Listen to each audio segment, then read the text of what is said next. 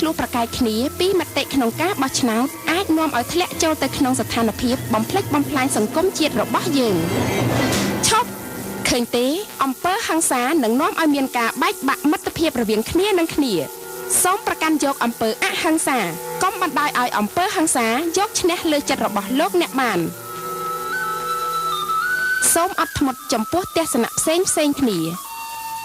នេះជាសំណូមពរដ៏ល្អពីគណៈកម្មាធិការជាតិរៀបចំការបោះឆ្នោត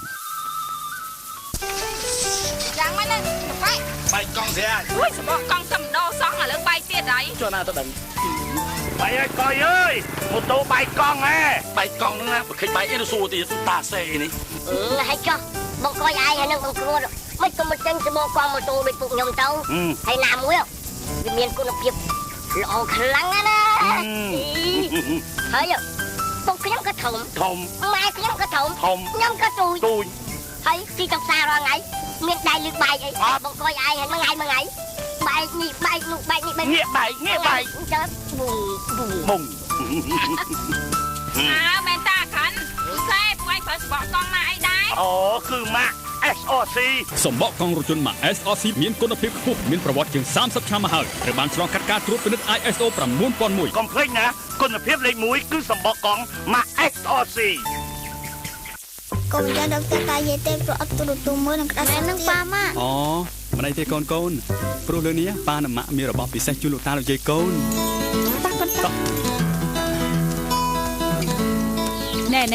តាវាថ្ងៃនេះណាចៅយើងមកលេងផ្ទះផងមែនក៏អីមែនអូខោមែនអូចៅនោះអីអូតាវាអើយចៅឆ្នាំនេះធំណាមកចៅជំរាបសួរតែពុកចាំផ្លែពុកអុំបឹកហើយប្តីម្នាក់ឯងទៅណាយកដំប៉ាំងនោះអត់ទេពើគាត់ទៅយកអគុយតាអគុយម៉ាក់ឡុងនិងអគុយម៉ាក់ level ធានាគុណភាពខ្ពស់មានប្រព័ន្ធបញ្ចុះភ្លើងឆាប់ពេញកាន់ភ្លើងបានយូរមិនស្នំក្បាលអាចប្រើប្រាស់ជាមួយរថយន្តយានយន្តអំពូលភ្លើងនិងទូរទស្សន៍សខ្មែរអគុយបាទស្អីអាចប្រើជាមួយកង្ហាទូរទស្សន៍បានទៀតចំជាអត់ចាមែនអូបានពុកគឺអគុយម៉ាក់ឡុងនិងអគុយម៉ាក់ level ណាពុកម៉ាក់ឡុងម៉ាក់ level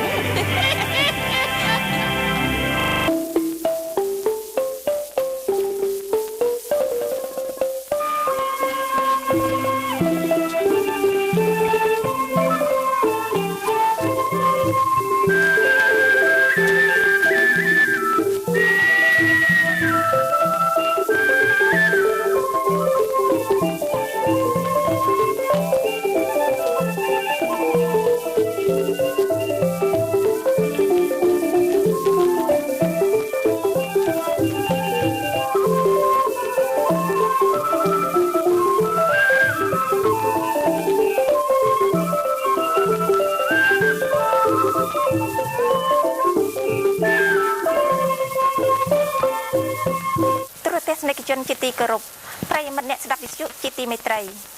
នេះជាកម្មវិធីផ្សាយស្មើភាពនៃការបោះឆ្នោតជ្រើសតាំងតំណាងរាស្ត្រនីតិកាលទី5ឆ្នាំ2013ដែលរៀបចំឡើងដោយគណៈកម្មាធិការជាតិរៀបចំការបោះឆ្នោតដូច្នេះសូមអញ្ជើញទូរទស្សនិកជននិងប្រិយមិត្តអ្នកស្ដាប់ទាំងអស់តាមដានដូចតទៅ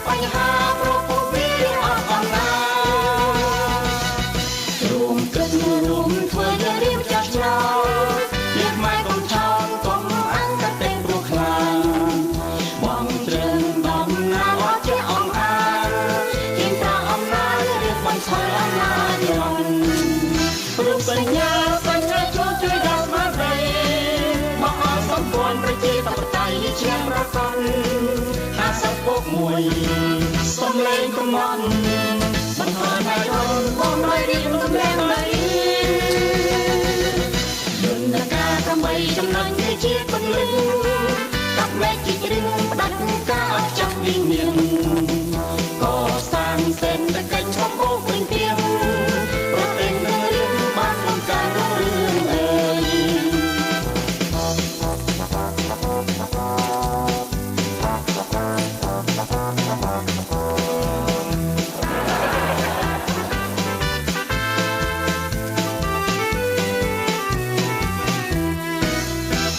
សញ្ញាជួបជួយដល់ស្មារតីមកអត់សម្ព័ន្ធប្រជាធិបតេយ្យឈាមរកន50ពុក1សំឡេងកំណត់អន្តរណៃរកបងមករៀនរៀន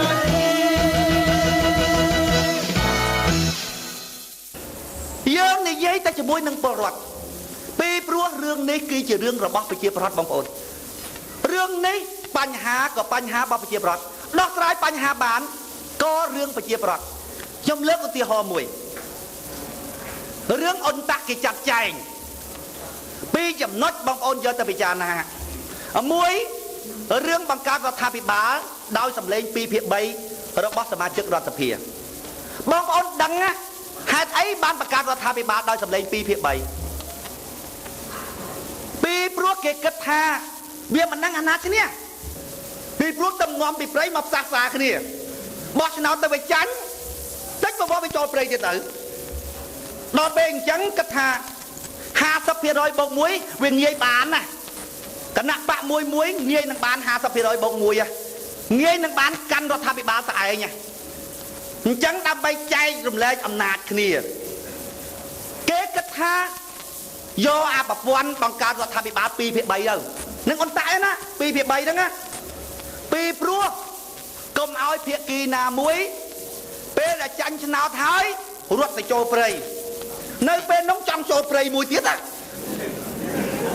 បង្កើតរដ្ឋាភិបាលបានចូលគ្នាហ្នឹងណាប៉ុន្តែបង្កើតរដ្ឋាភិបាល2/3នោះបានវាអត់អនុយុរដ្ឋមន្ត្រីនោះគ្រាន់តែបានចូលរួមក្នុងរដ្ឋាភិបាលចង់រត់ចូលព្រៃទៅហើយឃើញមើលអារឿង2/3នេះណាខាតប្រយោជន៍គឺខាតប្រយោជន៍គណៈបកដែលចង់ចូលរួមមកចំណែកប្រជាពលរដ្ឋគ្មានខាតអីទេកាន់រដ្ឋាភិបាលចម្រុះហើយនឹងកាន់រដ្ឋាភិបាលតាមគណៈបកដូចតែគ្នាប្រជាពលរដ្ឋគ្មានចំណេញស្អីទេបើអត់មានចំណេញអីបន្តិចសោះស៊ីសងឲ្យច្បាស់មកបើថាលេងចាក់កៅតែហ្មងណា50% បូក 1បើឯងចាញ់បើអញចាញ់ឯងយកទៅបើអញឈ្នះអញយកតែហ្មងមិនបាច់ចូលរួមជាមួយអាណាឲ្យវាដឹងសដឹងខ្មៅគណៈបកណាកាន់វាល្អវាអាក្រក់អីមិនអត់ដឹងតែហ្មងឥឡូវដោះស្រាយអា2/3របស់អន្តៈនឹងរួចហើយមកទើអាប្រព័ន្ធបោះឆ្នោតសមាមាត្រនឹងម្ដងអន្តៈវាគិតយ៉ាងម៉េចបានទៅជាប្រព័ន្ធបោះឆ្នោតសមាមាត្រនឹងបងប្អូនបើស្នាជាបោះឆ្នោតចំមុខណាបងប្អូនកាលហ្នឹងគេប្រឹងបោះឆ្នោតចំមុខណាបោះឆ្នោតប្រព័ន្ធចម្រុះគូឲ្យមុខមនុស្សហ្មងណាគេប្រឹងគូអញ្ចឹងប៉ុន្តែវាគិតសត្វតែក្បាច់មួយដើម្បីកេងចំណេញក្បាច់មួយលាក់មួយស្នៀតនៅក្រោយដល់ពេលអញ្ចឹងទៅគេក៏រៀបចំទៅតាមអាកំណត់របស់គេគិតថាយកអាប្រព័ន្ធសមាមាត្រអត់មានមុខមនុស្សហ្នឹងទៅស្មារតីបងប្អូនហើយខ្ញុំតាំងពីរៀនមកខ្ញុំវាមិនដែលឃើញស្រុកណាគេបោះឆ្នោតតំណាងរាស្ត្រអត់ចំមុខគេបោះឆ្នោតប្រព័ន្ធចម្រុះទូទៅសប្ងាយពេញពិភពលោកហើយស្លឹកឆ្នោតហ្នឹងវាបានទៅបាក់ដោយសប្ងាយអញ្ចឹងប៉ុន្តែគូចំមុខមនុស្សអាប្រព័ន្ធហ្នឹងដែលយើងចង់បានដូរចេញមកយើងមិនទៅឯកតនាមសុទ្ធនោះទេចែកស្លឹកឆ្នោតវាសមាមាត្រដោយសប្ងាយប៉ុន្តែបានគូចំមុខដើម្បីរំដោះអ្នកតំណាងរាស្ត្រចេញពីបាក់មកពីព្រោះរៀបស្រុកមួយត្រូវរៀបតំណាងរាស្ត្រមុនរៀបស្រុកមួយត្រូវរៀបតំណាងរាស្ត្រព្រោះតំណាងរាស្ត្រវាអ្នកធ្វើច្បាប់ចេញស្ថាប័នផ្សេងទៀតចេញច្បាប់ផ្សេងទៀតប៉ុន្តែសប្ងាយទាញវាអត់ចេញកាលពីមុនអញចង់បោះឆ្នោតចំមុខតាឯងខូចដាក់ប្រព័ន្ធសមាមាត្រនឹងមកឲ្យអញពួកខ្លាចចាញ់អញឥឡូវអញបានគ្រប់គ្រងកូនចៅអញមិនខ្ចីលែងអញ្ចឹងត្រឡប់មកវិញលែងឬមិនលែងមិនមែនជារឿងរបស់អ្នកឯងទេខ្ញុំធ្វើឲ្យអ្នកឯងលែងពីព្រោះខ្ញុំទាំងអស់គ្នាចូលរួមធ្វើអ្នកឯងលែងមិនលែងរឿងរបស់អ្នកឯងប៉ុន្តែខ្ញុំចូលរួមធ្វើប៉ុន្តែបងដៃតើអ្នកចង់បានអីឲ្យច្បាស់លាស់ហើយចលនារបស់យើងត្រូវចាប់ផ្ដើមស្មោះត្រង់គ្នាជាពិសេសគឺប្រមុខក្រុមនឹងហ្មងដូចខ្ញុំនិយាយខាងដើមអញ្ចឹងណា អ៊ីស្រាអែលណាអ្នកមានខាងក្រៅវាឲ្យលុយមកក្នុងមកពីអាក្នុងវាត្រង់បើឲ្យដោយស្រុកខ្មែរឲ្យបាត់ហ្នឹងឲ្យដូចឲ្យតាអាចារ្យវត្តធ្វើពហិសប្ងៃហ្នឹងមានណាឲ្យទៀតទេ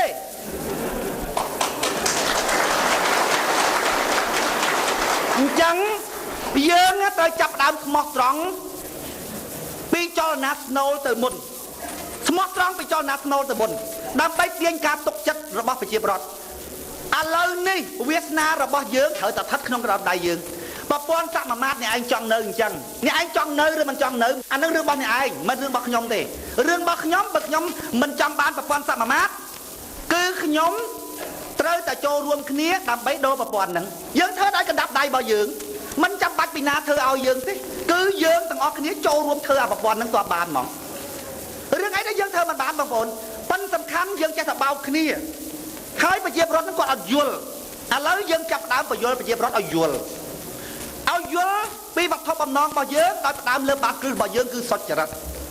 យើងចង់ទៅដូរប្រព័ន្ធនឹងចេញឲ្យដឹងថាអ្វីទាំងអស់វាស្ថិតក្នុងកណ្ដាប់ដៃរបស់យើងអ្នកមិនបាច់ឲ្យខ្ញុំក៏បានដែរគឺខ្ញុំត្រូវតែធ្វើមកដល់កន្លែងនេះឆ្លើយតបនឹងសំណួររបស់អូនមួយសួរថាចុះបើយើងមានកម្លាំងគ្រប់គ្រងលើពី 50% បូក 1 ទៅហើយឧទាហរណ៍ស្រាប់តែបោះឆ្នោតទៅកោចបនឹងបន្លំបាត់ស្លឹកឆ្នោតយើងគឺសំណួរគឺចង់សួរថាអញ្ចឹងចង់សួរថាឥឡូវហ្នឹងយើងគៀងកោប្រជាប្រដ្ឋបានហើយប៉ុន្តែកោចបគេបន្លំបាត់ទៅឥឡូវយើងគិតយ៉ាងម៉េចបងប្អូនណាបងប្អូនត្រូវសម័យដល់ស្ថានភាពនោះណាសម័យដល់អាស្ថានភាពយើងមានអ្នកគ្រប់គ្រងដល់ 50% បូក 1 ហើយបានយើងឧបមាបានឧបមាថាយើងមានអ្នកគ្រប់គ្រងដល់ 50% បូក 1 មិនស្រួលដោយកោចបខ្លះហ្នឹងមកបើ 50% បូក 1ដោយបាច់ដោយសាច់នឹងខ្លះហើយទៅអាប្រឡោះហ្នឹងទៅពួកអីពួកអាយើងឯណាប្រយោជន៍ទាំងអស់គ្នាដូចប្រយោជន៍ធំជាងឯគណៈបកយើងឯងប្រយោជន៍សម្រាប់គាត់ណាបងប្អូនទុតិថេអីទាំងអស់អញ្ចឹងថាគេចាំតែលួចបន្លំអញ្ចឹងមេភូមិមកកណោទៅហើយមេឃុំមកកណោទៅហើយកោចបសាច់បាច់អីមកកណោមកលួចខ្សឹបយើងទៅហើយលបោចខ្លះហើយណាដល់ពេលយើង 50% បូក 1 មិនស្រួលលបោចអត់ច្រើនណាបងប្អូនលបោចអត់ច្រើនស្មាតោបើលួចបន្លំគេទៅលួចបន្លំឲ្យយើងទៅ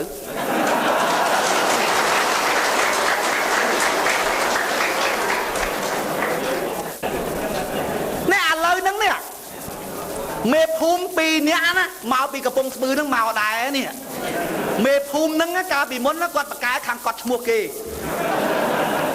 ឡូវគាត់និយាយលេងគាត់ថាម៉េចទេគាត់ស្លាប់យើងយល់សកម្មជនសកម្មជាងគេទៀតរបស់យើង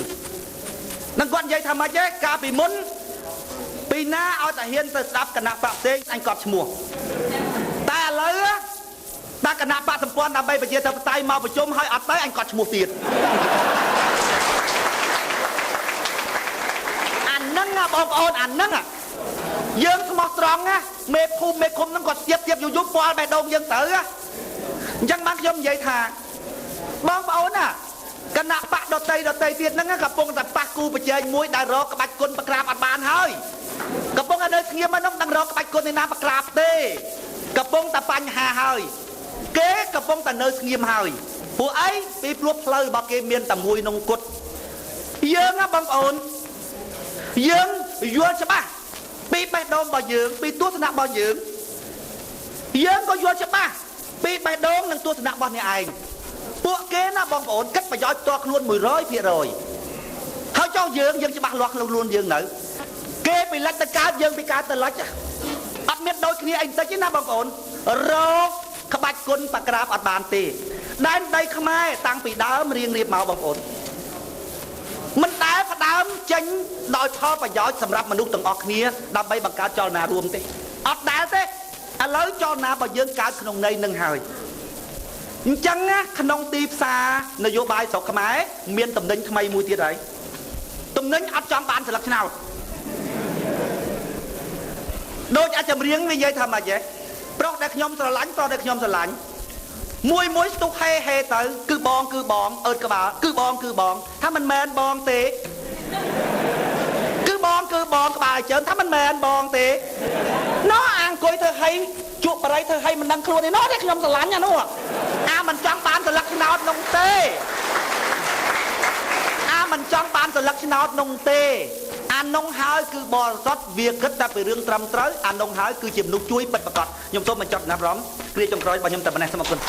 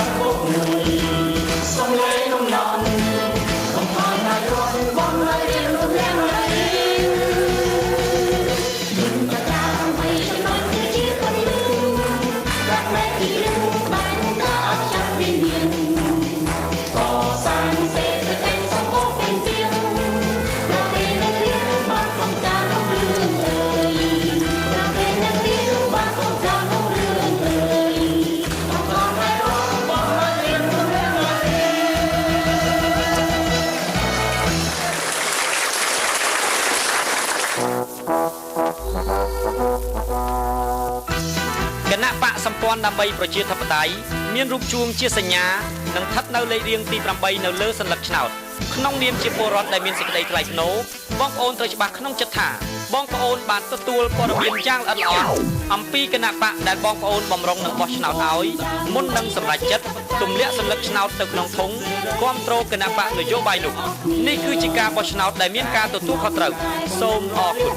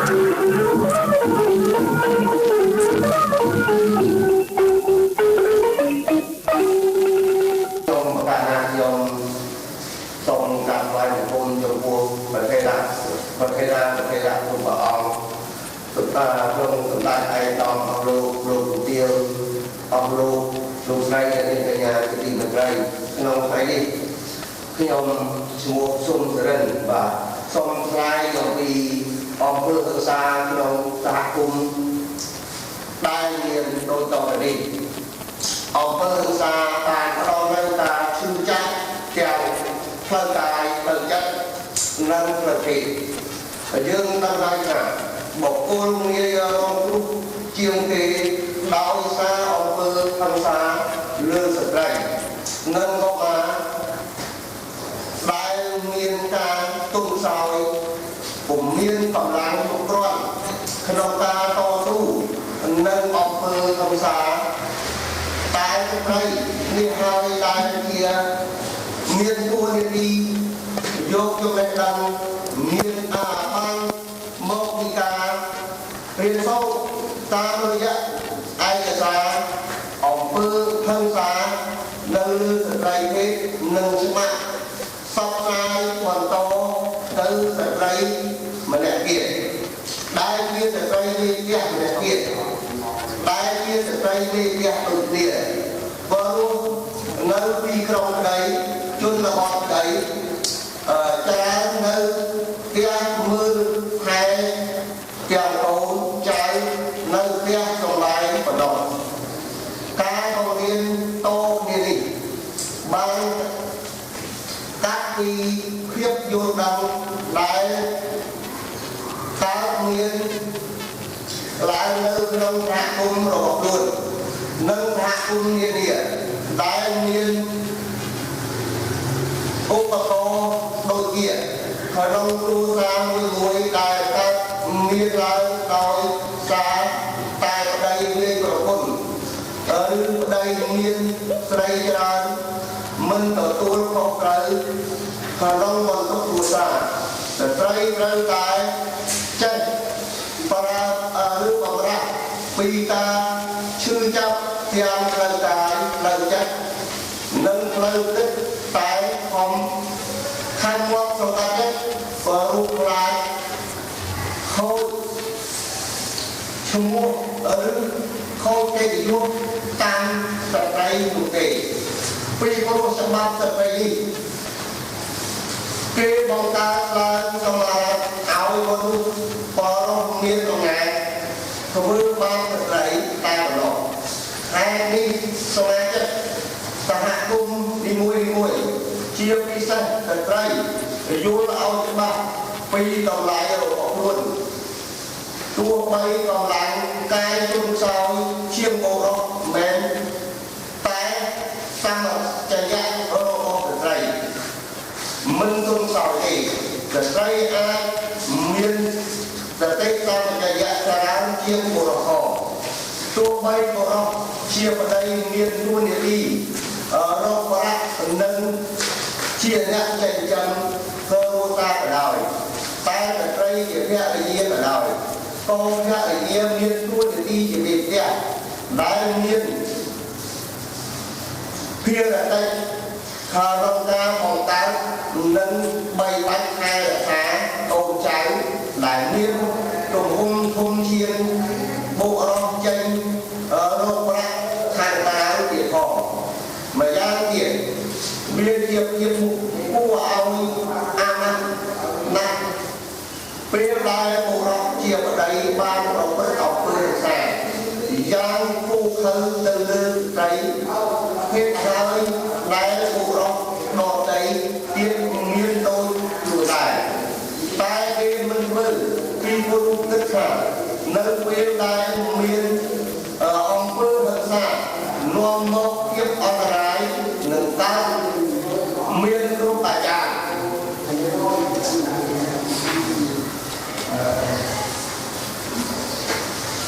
ត្រូវប្រឆាំងនឹងអំពើសកម្មភាពគ្រប់ប្រភេទមនុស្សសម្ដៅគូពាកសាងប្រទេសជានិរន្តរ៍យ៉ាងពិតប្រាកដហើយប្រឆាំងនឹងរាល់សកម្មភាពដែលបង្កឲ្យមានគ្រឿងសង្គ្រាមប្រឆាំងដាច់ខាតនៅអំពើភាវកម្មจากក្នុងនិងក្រៅប្រទេសហើយប្រឆាំងដាច់ខាតរាល់ការលោកលើរដ្ឋធម្មនុញ្ញប្រឆាំងការបដួលរលំរដ្ឋាភិបាលដោយការប្រើអំពើហិង្សាប្រើអាវុធដាច់ខាតការរំលោភសិទ្ធិប្រជាពលរដ្ឋតាមរូបភាពដោយអំពើពុករលួយរបស់មេដឹកនាំខ្មែរគ្រប់ជំនាន់ដែលមានការជិះជាន់បែកចាយវណ្ណៈបណ្ដាលឲ្យជាតិយើងជួបប្រទះនៅវិបត្តិម្ដងហើយម្ដងទៀតប បង្កឲ្យមានជំលោះនិងពង្រួមឲ្យខ្មែរកាត់សម្លាប់ជាតិសាហាវហើយមើលឲ្យប្រទេសយើងជួបប្រទះនៅហើយយល់អរ៉ៃតិចជាប់គឺគ្មានសងអ្វីទាំងអស់ហើយបាត់បង់នៅតច្យានុភាពជាតិដែលបណ្ដាលឲ្យប្រទេសជាតិទាំងមូលបាត់បង់ពីផែនទីពិភពលោកទៀតផងជាតាមប្រទេសយើងមិនអាចផ្លាស់ប្ដូរអតីតកាលដ៏រុងរឿងបានដោយមានការបោះឆ្នោតគ្រប់គ្រងប្រជាពលរដ្ឋព្រោះមានតែប្រជាពលរដ្ឋដែលជាម្ចាស់ប្រទេសម្ចាស់អំណាចម្ចាស់ជោគវាសនារបស់ជាតិហើយប្រជាពលរដ្ឋមិនអាចខ្លាយទៅជាសេដ្ឋកិច្ចរបស់អ្នកដឹកនាំបានឡើយដំណោះស្រាយដ៏ចម្បងបំផុតរបស់គណៈបក្សប្រជាជាតិធិបតេយ្យគឺប្រគល់សិទ្ធិនិងអំណាចជូនប្រជាពលរដ្ឋខ្មែរដើម្បីលុបបំបាត់អំពើពុករលួយកាត់បន្ថយភាពក្រីក្រដោះស្រាយបញ្ហាជំនួសដីធ្លីកែប្រែប្រព័ន្ធទម្រង់ច្បាប់និងតុលាការងាយមានឯករាជ្យប្រជាធិបតេយ្យប្រកបដោយយុត្តិធម៌គ្មានអំពើហិង្សាដោះស្រាយបញ្ហាជនអន្តោប្រវេសន៍ខុសច្បាប់បណ្ដុះបណ្ដាលគុណភាពមនុស្សនិងចំណេះដឹងជូនប្រជាពលរដ្ឋខ្មែរគ្រប់រូបដោះស្រាយបញ្ហាដោយសន្តិវិធីនិងការអភិវឌ្ឍលើគ្រប់វិស័យដូច្នេះវាសនាប្រទេសជាតិយើងត្រូវពឹងផ្អែកទៅលើជនរួមជាតិដែលជាម្ចាស់ឆ្នោតនិងម្ចាស់កម្មសិទ្ធិហើយដូចនោះមុននឹងប្រគល់សម្លឹកស្នោជូនគណៈបកណាមួយតើបងប្អូនពិចារណាហើយពិចារណាទៀតឲ្យបានច្បាស់លាស់ដើម្បីឬមេដឹកនាំជាតិយើងប្រកបដោយគោលការណ៍ដឹកនាំតាមបែបប្រជាធិបតេយ្យមិនពុករលួយគោរពច្បាប់និងយកប្រជាពលរដ្ឋជាតិផងដែលជាការបោះឆ្នោតសុំសម្លេងគ្រប់គ្រងនេះគឺធ្វើឡើងពីជំហរប្រឡងប្រណាំងទៅតាមសមត្ថភាពក្នុងការដឹកនាំកសាងប្រទេសឲ្យបានរីកចម្រើនលូតលាស់សុខដុមរមនាមិនមែនធ្វើឡើងដោយប្រកួតប្រជែងយកផ្លាស់រូបដើម្បីឲ្យបានកាន់អំណាចប៉ុណ្ណោះឡើយគួរតែយល់ថាការចែកអំណោយផ្សេងៗនៅពេលឃោសនាបោះឆ្នោតនោះគឺជារូបភាពប្រជាវិបត្តិនិងជាការចេញសម្លឹកឆ្នោតដែលបេក្ខជននិងគណៈបកនយោបាយគួរតែមានសេចក្តីអៀនខ្មាស់មិនគួរប្រព្រឹត្តលែងឡោះឡើយគួរទុកខ្លួនជាអ្នកបងអារានេះហើយរៀបជាម្ចាស់អំណាចបោះឆ្នោតជ្រើសរើសតាមបែបប្រជាធិបតេយ្យរៀបរយអាណត្តិមិនគួរដាក់ខ្លួនជាម៉ែជាឪរីឡើយគួរតែត្រួតដៃគ្នាដើម្បីកសាងប្រទេសជាតិឲ្យបានច្រើនជាអំណោយពេលដល់លោកដើម្បីតែកលគ្រប់បែបយ៉ាងដើម្បីដកដាក់អំណាចតែមួយមុខបន្តហើយគុំយកការបោះឆ្នោតជាលបាយប្រជាធិបតេយ្យដើម្បីអំណាចនិងផលប្រយោជន៍ផ្ទាល់ខ្លួននិងឧបៈទីបញ្ចប់នេះគណៈបក្សប្រជាធិបតេយ្យសូមធ្វើការអំពាវនាវហើយអំពាវនាវទៀតក៏ដូចជាសំណូមពរដល់បងប្អូនស្រីខ្មែរកូនខ្មែរក៏រកចូលឡើងដើម្បីចូលរួមកសាងអភិវឌ្ឍ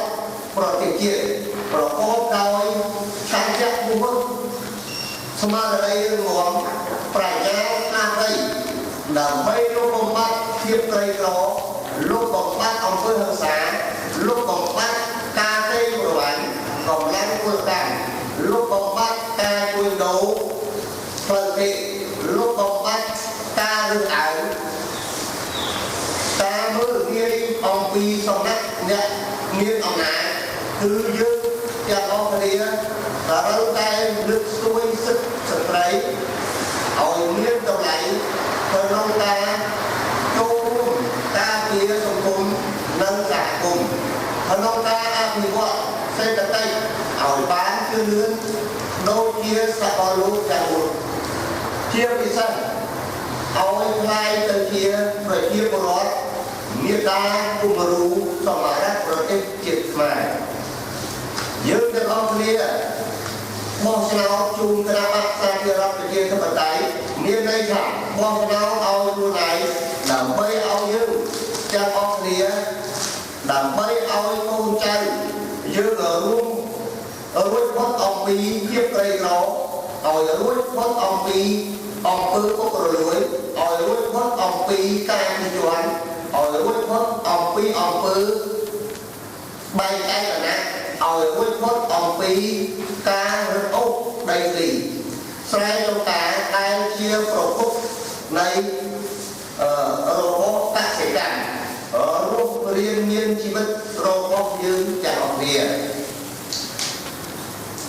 ខ្ញុំសូមថ្លែងអំណរគុណនិងអរគុណចំជាអតីតបរិមាណដល់សម្ដេចទ្រង់ឯកឧត្តមអង្គលោកអង្គញាព្រះសង្ឃលោកជំទាវលោកស្រីនិងសូមជូនជនរួមជាតិទាំងអស់ដែលបោះឆ្នោតឲ្យគណៈបក្សសាធារណប្រជាធិបតេយ្យ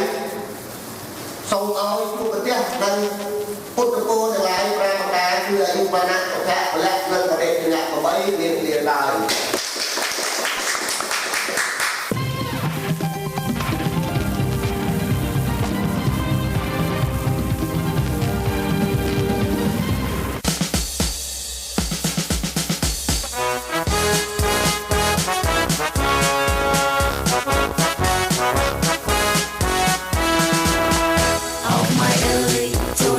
จับตุกทา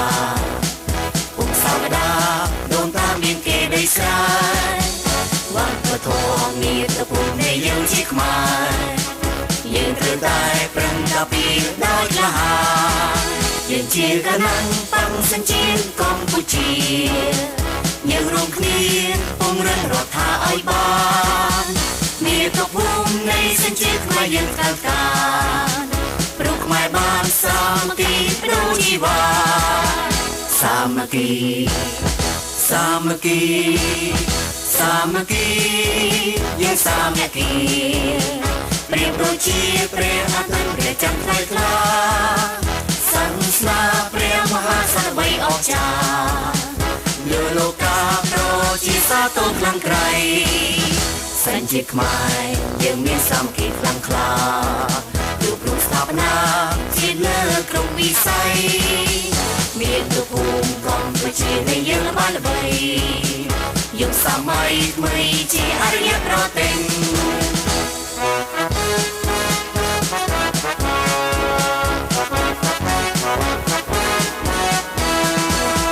เอาไม่เอ่ยจูน่าจอมจับตุกทาภูมิสาวดาโดนตามีเกได้สายวันกระทงมีตะปูในยืนชิกมายืนเธอได้ปรังกะปีได้ละหายืนเชียกันนั่งปังสัญจีนกองผู้เชียยืนรวมนี้ปุ่งเรื่องรถทาไอบ้านมีตะปูในสัญจีนมายืนกลางการปลุกไม้บ้านสามัคคีรู้ชีวาสามัคคีสามัคคีสามัคคียังสามัคคีเปรียบโดยชีเปรียบอาตันเปรียบจันทร์ไกลคลาสันสลาเปรียบมหาสารใบออกจากเลือโลกาโปรชีสาโตคลังไกลสันจิตหมายยังมีสามัคคีคลังคลารูปสถาปนาที่เลิกกรุงวิสัยมีตัวภูมิกองประชีในเยอะบ้านละใบยุคสมัยไม่จีอารยประเต็ง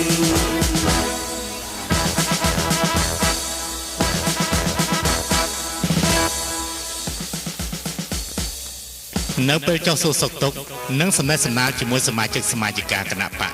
និងបងប្អូនប្រជាពលរដ្ឋនៅតាមមូលដ្ឋានថ្នាក់ដឹកនាំគណៈបកសញ្ជាតិកម្ពុជាបានបញ្យល់ណែនាំបងប្អូនជនរួមសញ្ជាតិខ្មែរឲ្យជ្រួលជ្រាបអំពីគោលនយោបាយកម្មវិធីនយោបាយរបស់គណៈបកនិងលើកយកនៅអនុសាសន៍ដ៏សំខាន់របស់ព្រះគ្រូមហាថេរៈលោកតាហងក្នុងត្បែងមានជ័យដាក់បញ្ចូលទៅក្នុងគោលនយោបាយជាយុទ្ធសាស្ត្ររបស់គណៈបកនិងបានសង្កត់ធ្ងន់ថាថ្នាក់ដឹកនាំគណៈបកសញ្ជាតិកម្ពុជាគ្រប់លំដាប់ថ្នាក់និងសមាជិកសមាជិកាទាំងអស់នឹងធ្វើការនិមន្តព្រះគ្រូមហាថេរៈលោកតាហងក្នុងត្បែងមានជ័យមកធ្វើជាព្រះប្រធានគណៈបកសញ្ជាតិកម្ពុជានិងដឹកនាំប្រទេសជាតិថ្នាក់ដឹកនាំសមាជិកសមាជិកាទាំងអស់បានធ្វើការបដិញ្ញាចិត្តយ៉ាងមុតមាំថានឹងដង្ហែតាមមេគាដឹកនាំដ៏ថ្លៃថ្លារបស់ព្រះអង្គជាពិសេសបណ្ដាអនុសាសន៍សំខាន់ៗនិងចាំបាច់មួយចំនួនដូចខាងក្រោម 1. នយោបាយក្រៅប្រទេសចំពោះនយោបាយក្រៅប្រទេសគណៈបកសញ្ជាតិកម្ពុជាដែលមានបាវចនាសញ្ជាតិសាសនាអធិបតេយ្យមានសញ្ញាព្រះអាទិត្យនិងព្រះច័ន្ទជួបគ្នានិងមានលំដាប់លេខរៀងទី1នៅក្នុងស្លឹកឆ្នោតគឺខ្មែរថ្មីខ្មែរអធិបតេយ្យខ្មែរផ្ដោតសេរីមិនគិតពីអតីតកាលគិតតែអំពីបច្ចុប្បន្ននិងអនាគតដើម្បីជាអត្ថប្រយោជន៍ប្រទេសជាតិនិងប្រែក្លាយមាតុភូមិកម្ពុជាជាអរិយប្រទេសយើងត្រូវប្រកាន់នៅគោលជំហរនយោបាយឯករាជ្យអព្យាក្រឹតនិងបញ្ចូលបកសម្ព័ន្ធធ្វើសមាហរណកម្មកម្ពុជាចូលក្នុងតំបន់និងសកលលោកត្រូវធ្វើសហប្រតិបត្តិការល្អជាមួយប្រទេសទាំងអស់នៅក្នុងលោកដោយមិនប្រកាន់ថាជាប្រទេសលោកសេរីឬក៏កុម្មុយនីសនោះទេយើងត្រូវប្រកាន់នៅគោលជំហរមានមិត្តប្រសើរជាងសត្រូវជាពិសេសប្រទេសភូមិផងរបងជាមួយដូចជាប្រទេសវៀតណាមប្រទេសឡាវប្រទេសថៃយើងត្រូវធ្វើសហប្រតិបត្តិការក្នុងនាមជាអ្នកជិតខាងល្អលុបចោលនៅទំព័រប្រវត្តិសាស្ត្រដ៏ល្បិញជូរចត់ពីអតីតកាលកសាងនៅទំព័រប្រវត្តិសាស្ត្រថ្មីប្រកបដោយភាពសុខដុមរមនាប្រែក្លាយតំបន់ព្រំដែនជាព្រំដែនសន្តិភាពអភិវឌ្ឍនិងសហប្រតិបត្តិការដើម្បីសុខសន្តិភាពទាំងនៅក្នុងតំបន់និងសកលលោក 2. នយោបាយក្នុងប្រទេសចំពោះនយោបាយក្នុងប្រទេសគណៈបកសញ្ជាតិកម្ពុជាដែលមានបាវចនាសញ្ជាតិសាសនាអធិបតេយ្យមានសញ្ញាព្រះអាទិត្យនិងព្រះច័ន្ទជួបគ្នាតំណាងឲ្យការរួបរวมគ្រប់ស្រទាប់ប្រជារាស្ត្ររស់នៅក្នុងព្រះរាជាណាចក្រកម្ពុជា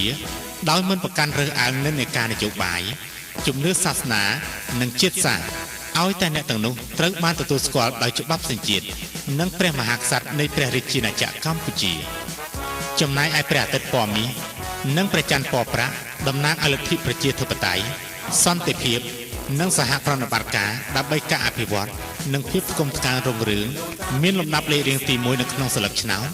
ត្រូវតែបន្តស្ដារនិងកសាងប្រទេសជាតិលើគ្រប់វិស័យឲ្យមានការរីកចម្រើននិងបានចាត់ទុកភាពក្រីក្ររបស់ប្រជាពលរដ្ឋជាបញ្ហាចម្បងចាំបាច់និងចំពោះមុខដែលត្រូវតែដោះស្រាយជាបន្ទាន់ដែលក្នុងនោះយើងមានគោលនយោបាយនិងកម្មវិធីនយោបាយសំខាន់ៗ7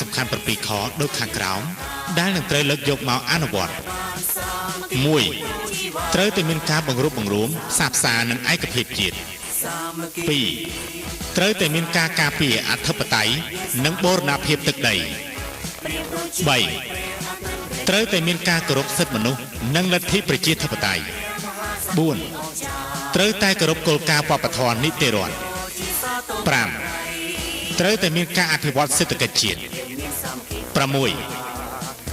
ត្រូវគោរពគោលការណ៍វប្បធម៌សន្តិភាពសន្តិសុខសុវត្ថិភាពសង្គម 7. ត្រូវតែមានការការពារវប្បធម៌និងបរិស្ថានធម្មជាតិដើម្បីឲ្យគោលនយោបាយក្នុងការកាត់បន្ថយភាពក្រីក្រសម្រាប់ដល់គោលដៅនិងដើម្បីជាអត្ថប្រយោជន៍ប្រទេសជាតិគណៈបកសញ្ជាតិកម្ពុជាដែលមានសញ្ញាព្រះអាទិត្យនិងព្រះច័ន្ទជួបគ្នានិងមានលំដាប់លេខរៀងទី1នៅក្នុងស្លឹកឆ្នោតត្រូវប្រកាន់នៅគោលជំហរនយោបាយជាយុទ្ធសាស្ត្រមិនងាករេនិងមិនអាចខ្វះបាន5ខទៀតនៅក្នុងគ្រប់សកម្មភាពរបស់ខ្លួនដូចខាងក្រោម 1. ត្រូវប្រកាន់នៅជំហរបង្រួបបង្រួមផ្សះផ្សានិងឯកភាពជាតិ 2. មិនត្រូវប្រកាន់និន្នាការនយោបាយ 3. មិនត្រូវប្រកាន់រើសអើងជាតិសាសន៍និងជំនឿសាសនា 4. មិនត្រូវរឹបអូសទ្រព្យសម្បត្តិបុគ្គលដែលមានបានក្នុងអតីតកាលទោះបីមានប្រភពពីណាក៏ដោយ 5. ត្រូវធ្វើការលើកលែងទោសនយោបាយលុបចោលទោសប្រហារជីវិតទោះបីអ្នកទាំងអស់នោះមានបាត់ដៃប្រឡាក់ឈាមក៏ដោយពឹងផ្អែកលើយុទ្ធសាស្ត្រទាំង5ខាងលើនេះពេលគណៈបក្សសញ្ជាតិកម្ពុជាបានទទួលអាសនៈច្រើនលើសលប់នៅក្នុងការបោះឆ្នោតនីតិកាលទី5ថ្ងៃទី28ខែកក្កដាឆ្នាំ2013ខាងមុខយើងនឹងស្នើឲ្យរដ្ឋសភាបង្កើតច្បាប់ស្ដីអំពីការការពារអភ័យឯកសិទ្ធិរបស់អ្នកនយោបាយជាមួយគ្នានេះដែរថ្នាក់ដឹកនាំគណៈបក្សសញ្ជាតិកម្ពុជាត្រូវតែបញ្ឈប់តុលាការខ្មែរក្រហមត្រឹមសំណុំរឿង02មិនឲ្យមានការរីករាលដាលដល់សំណុំរឿង03 04 05ឡាដោយធ្វើការចរចាជាមួយនឹងភាគីអង្គការសហប្រជាជាតិលើពីនេះទៅទៀតថ្នាក់ដឹកនាំគ្រប់លំដាប់ថ្នាក់ក៏ដូចជាសមាជិកសមាជិកានៃគណៈបក្សសញ្ជាតិកម្ពុជាត្រូវប្រកាន់ខ្ជាប់នៅព្រះពុទ្ធសាសនាសិល8យើងមិនត្រូវអនុវត្តនៅគោលនយោបាយទឹកឡើងត្រីស៊ីស្រមោចលុះដល់ទឹកហើយស្រមោចស៊ីត្រីនោះទេយើងត្រូវការរងាប់ពីដោយការមិនចងពី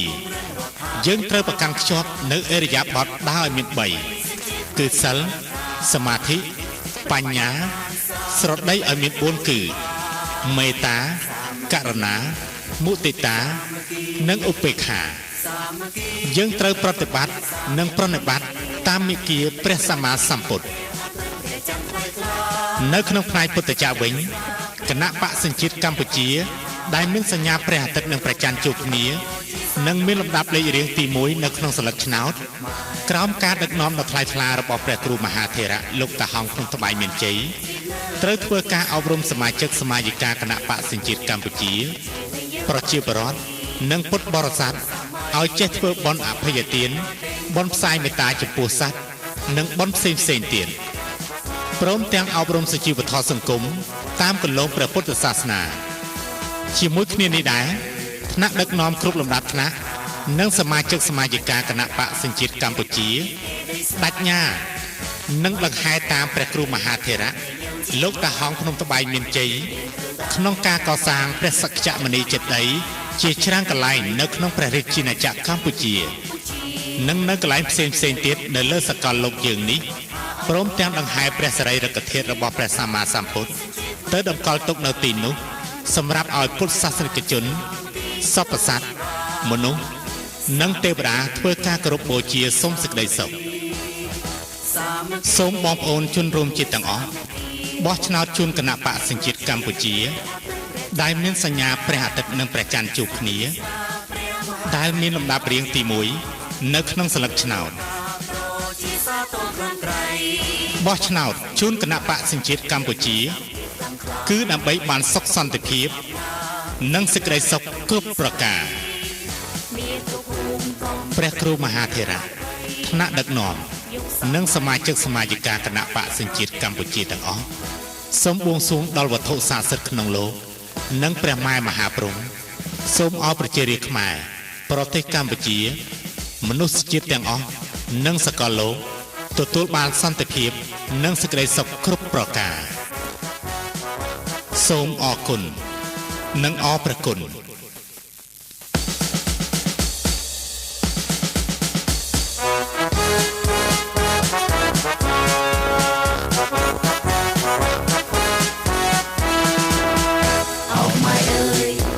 ចងចាំទុកថាពុកសាវតាដូនតាមានគេដីស្រែវត្តធម៌ងារទៅពុកនៃយើងជាខ្មែរយើងត្រូវតែប្រឹងការពារដោយក្លាហានយើងជាកណ្ដាលបង្សញ្ជាតិកម្ពុជាយើងរួមគ្នាពង្រឹងរដ្ឋាឲ្យបានមានទុកភូមិនៃសញ្ជាតិខ្មែរយើងកើតការព្រោះខ្មែរបានសាមគ្គីបដូរជីវ៉ាសាមគ្គីសាមគ្គីសាមគ្គីយើងសាមគ្គីព្រៀបដូចជាព្រះអាទិត្យព្រះច័ន្ទថ្លៃថ្លាសង្ស្នាព្រះមហាសន្និបាតអស្ចារ្យលើលោកាប្រជាសាទរខ្លាំងក្រៃសញ្ជាតិខ្មែរយើងមានសាមគ្គីខ្លាំងក្លាលោកគ្រូស្ថាបនាជាតិលើគ្រប់វិស័យមានទូភូមិកម្ពុជានៃយើងល្បីល្បីយុគសម័យថ្មីជាអរិយប្រទេស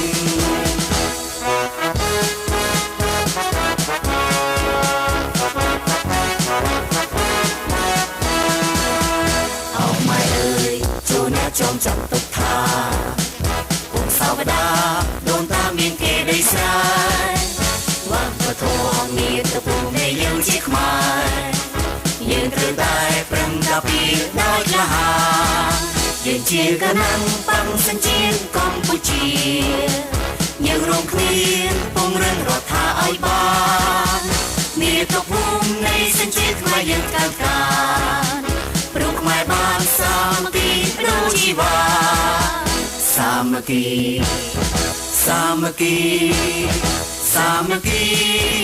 ยังสามัคคีเปรียบดูชีเปรียบอาตึงเปรียบจันทร์ไฟกล้า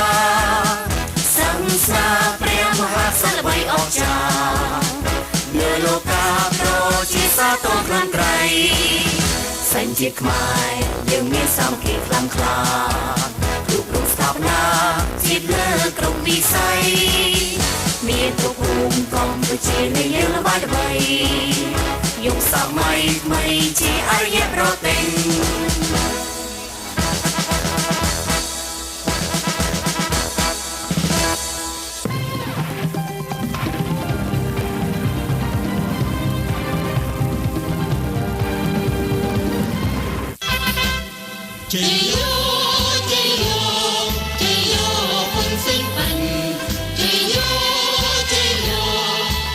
ហ៊ុនស៊ិនប៉ិច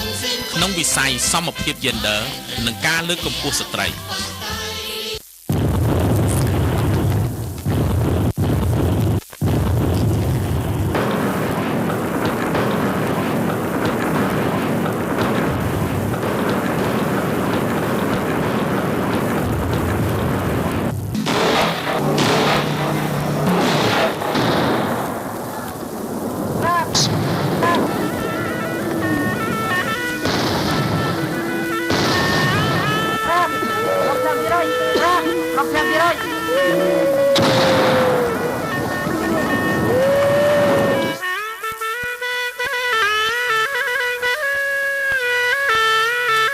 សង្គ្រាមអូបន្លាយជាច្រើនទសវត្សរ៍នៅកម្ពុជាបាននាំមកនូវទុក្ខលំបាកវេទនាដល់ប្រជាពលរដ្ឋខ្មែរ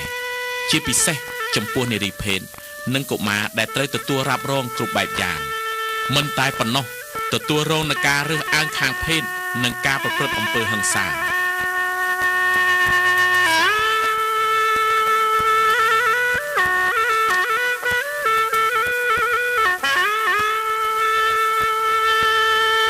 ក្រោយទទួលបានជ័យជំនះនៅក្នុងការបោះឆ្នោតសកលនាឆ្នាំ1993គណៈបកហ៊ុនស៊ិនប៉ិចបានយកចិត្តទុកដាក់គិតគូរជាខ្លាំងដល់ស្ត្រីភេទដែលមានចំនួនច្រើនជាងបុរសគឺជាង 54% ដោយគណៈបកហ៊ុនស៊ិនប៉ិចបានផ្ដួចផ្ដើមបង្កើតក្រសួងកិច្ចការនារីនិងអតីតយុទ្ធជនដែលមានរដ្ឋមន្ត្រីមកពីគណៈបករាជានិយមហ៊ុនស៊ិនប៉ិចស្ត្រីគឺជាកម្លាំងចលករនិងចូលរួមចំណែកក្នុងការអភិវឌ្ឍសេដ្ឋកិច្ចនិងសង្គមបច្ចុប្បន្នស្ត្រីជាង 85% បាននឹងកំពុងបំពេញការងារនៅតាមរោងចក្រស្ត្រីមិនត្រឹមតែជាមេផ្ទះនៅក្នុងសង្គមគ្រួសារបច្ចុប្បន្ននោះទេតែភាគច្រើនបានបំពេញកាតព្វកិច្ចជាមេគ្រួសារទៀតផងដើម្បីទ្រទ្រង់ជីវភាពគ្រួសារស្ត្រីបានដើរតួនៅក្នុងការចូលរួមចំណែកធ្វើការងាររកចំណូលសម្រាប់គ្រួសារថែមទៀតក្រៅពីការលក់ពលកម្មនៅតាមរោងចក្រស្ត្រីបានចូលបម្រើការងារតាមផ្ទះតាមភោជនីយដ្ឋានលក្ខណៈចាប់ពីពេលនោះមកការអភិវឌ្ឍស្ត្រីបានលើកកម្ពស់ជាជំហានដោយគណៈបកហ៊ុនស៊ិនប៉ិចក្នុងឋានៈជាដៃគូក្នុងរាជរដ្ឋាភិបាលបានដាក់ចេញនូវផែនការយុទ្ធសាស្ត្រជាបន្តបន្ទាប់ដែលគិតគូរដល់ការគោរពសិទ្ធិស្ត្រីលើគ្រប់វិស័យបានកសាងនូវច្បាប់ស្តីអំពីការលើកកម្ពស់ស្ត្រីច្បាប់ប្រឆាំងអំពើជួញដូរនិងកេងប្រវ័ញ្ចស្ត្រីនិងកុមារ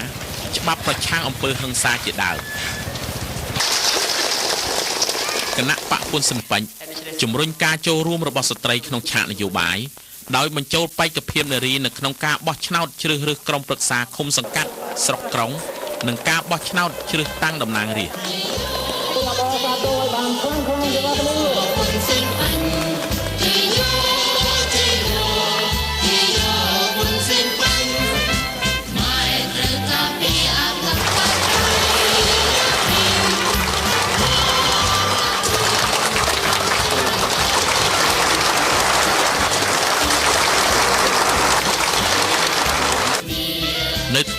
23 ខែមីនា ឆ្នាំ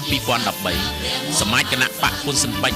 បានអនុម័តជាឯកច្ឆន្ទថ្វាយព្រះរាជបុត្រីព្រះអនុជនរោត្តមអរុណរស្មីព្រះរាជបុត្រីពៅរបស់ព្រះបរមរតនកោដ្ឋសម្ដេចព្រះនរោត្តមសីហនុធ្វើជាប្រធានដឹកនាំគណៈបកហ៊ុនស៊ិនប៉ិចដើម្បីថែរក្សាកេរដំណែលដ៏ពិសិដ្ឋរបស់ព្រះរាជបិតារបស់ព្រះអង្គមានតែគណៈបកហ៊ុនស៊ិនប៉ិចដែលមានអ្នកដឹកនាំជាស្ត្រីពីព្រោះគណៈបកហ៊ុនស៊ិនប៉ិចយល់ថាស្ត្រីជាអ្នកដឹកនាំមានការគិតគូរដោយល្អិតល្អន់ជៀសវាងការដោះស្រាយបញ្ហាដោយអំពើហិង្សាជាពិសេសស្ត្រីគឺយល់ដឹងពីទុក្ខលំបាករបស់ស្ត្រីជាងបុរសឆ្នោតជ្រើសរើសសម្ដេចរាជបុត្រីព្រះអនុជនរោត្តមអរុណរស្មីជាប្រធានគណៈបកហ៊ុនស៊ិនប៉ិចសូមមេត្តាលើកដៃ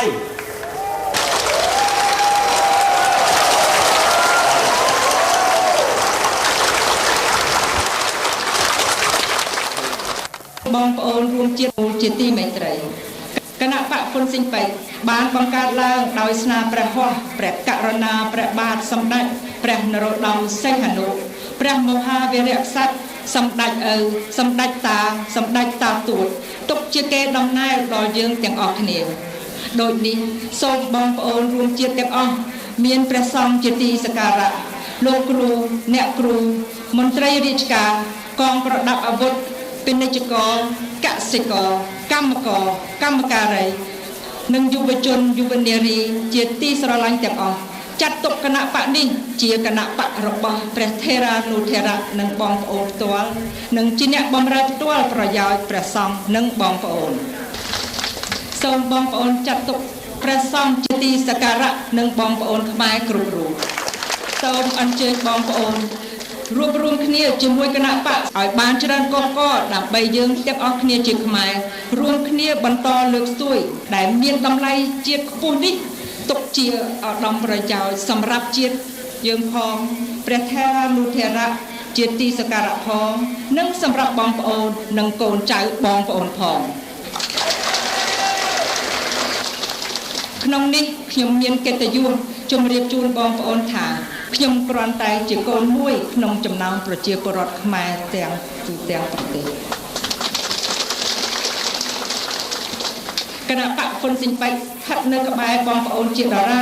ក្នុងស្មារតីខ្ជាប់ខ្ជួនជាអ្នករាជានិយមនិងសីហនុនិយមដើម្បីរួមគ្នាប្រឆាំងសត្រូវរួមរបស់ជាតិយើងគឺភាពក្រីក្រ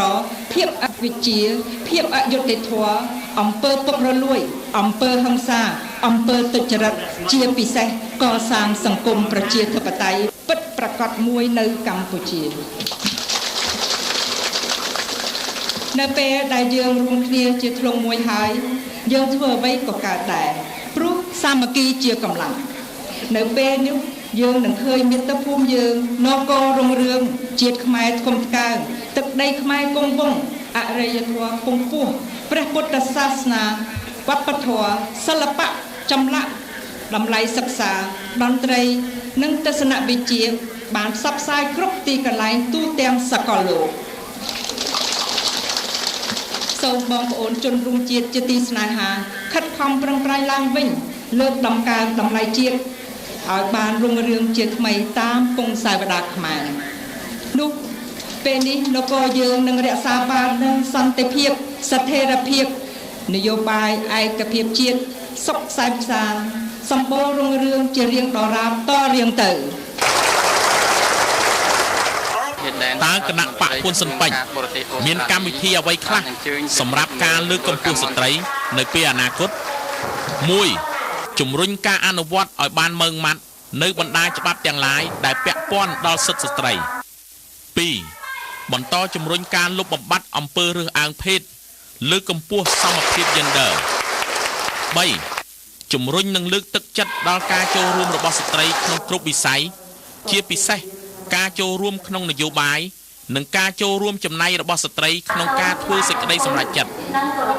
4. លើកទឹកចិត្តដល់ការបន្តរៀនសូត្រដល់ថ្នាក់ឧត្តមសិក្សារបស់និស្សិតស្ត្រីដោយគិតគូរដល់ការផ្ដល់កិច្ចការពារសម្រួលការស្នាក់នៅឲ្យបានសមរម្យ Hãy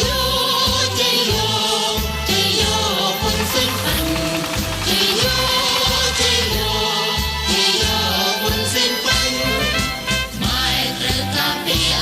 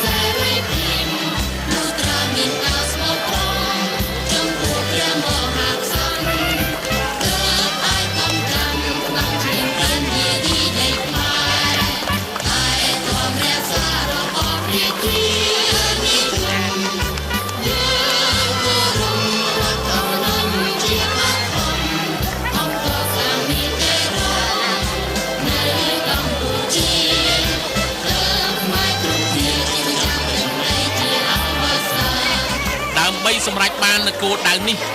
សូមបងប្អូនជនរួមជាតិមេត្តាបោះឆ្នោតជូនគណៈបកគុណសង្ពេចដែលមានលេខរៀងទី2ក្នុងសញ្ញាឆ្នោតដើម្បីផ្ដល់ឱកាសឲ្យគណៈបកគុណសង្ពេចបានបម្រើបងប្អូនដោយប្រសិទ្ធភាពចាប់ពីថ្ងៃទី28ខែកក្កដាឆ្នាំ2013តទៅសូមអរព្រះគុណសូមអរគុណ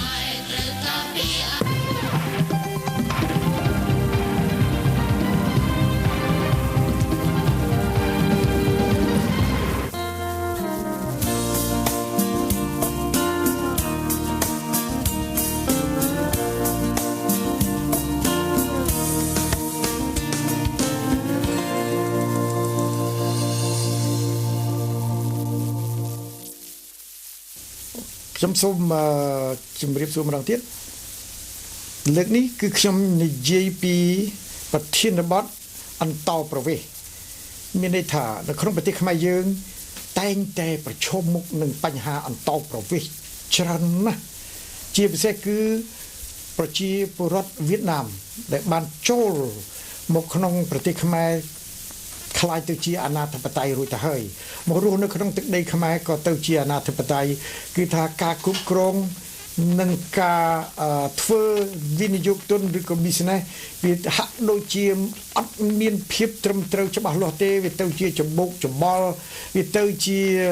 ការកាន់កាប់ដីធ្លីយកដីខ្មែរធ្វើជាការកៅស៊ូកាប់ព្រៃឈើបង្កើតទីលៀនដែលជាកន្លែងវិនិយោគទុនរបស់ខ្លួនគ្រប់សារពើខ្លះក៏ធ្វើស្របច្បាប់ខ្លះទៅបំពេញច្បាប់ដោយសារតែការដែងរដ្ឋាភិបាលដោយសារតែខ្មែរយើងប្រឈមមុខនឹងភាពក្រីក្រនេះឯងកាលណាតែមានភាពក្រីក្រនេះហើយវាជាសត្រូវធ្វើឲ្យយើងបង្កើតការពុករលួយធ្វើឲ្យយើងការស្មោះត្រង់បាត់ការស្មោះត្រង់ធ្វើឲ្យយើងអត់មាន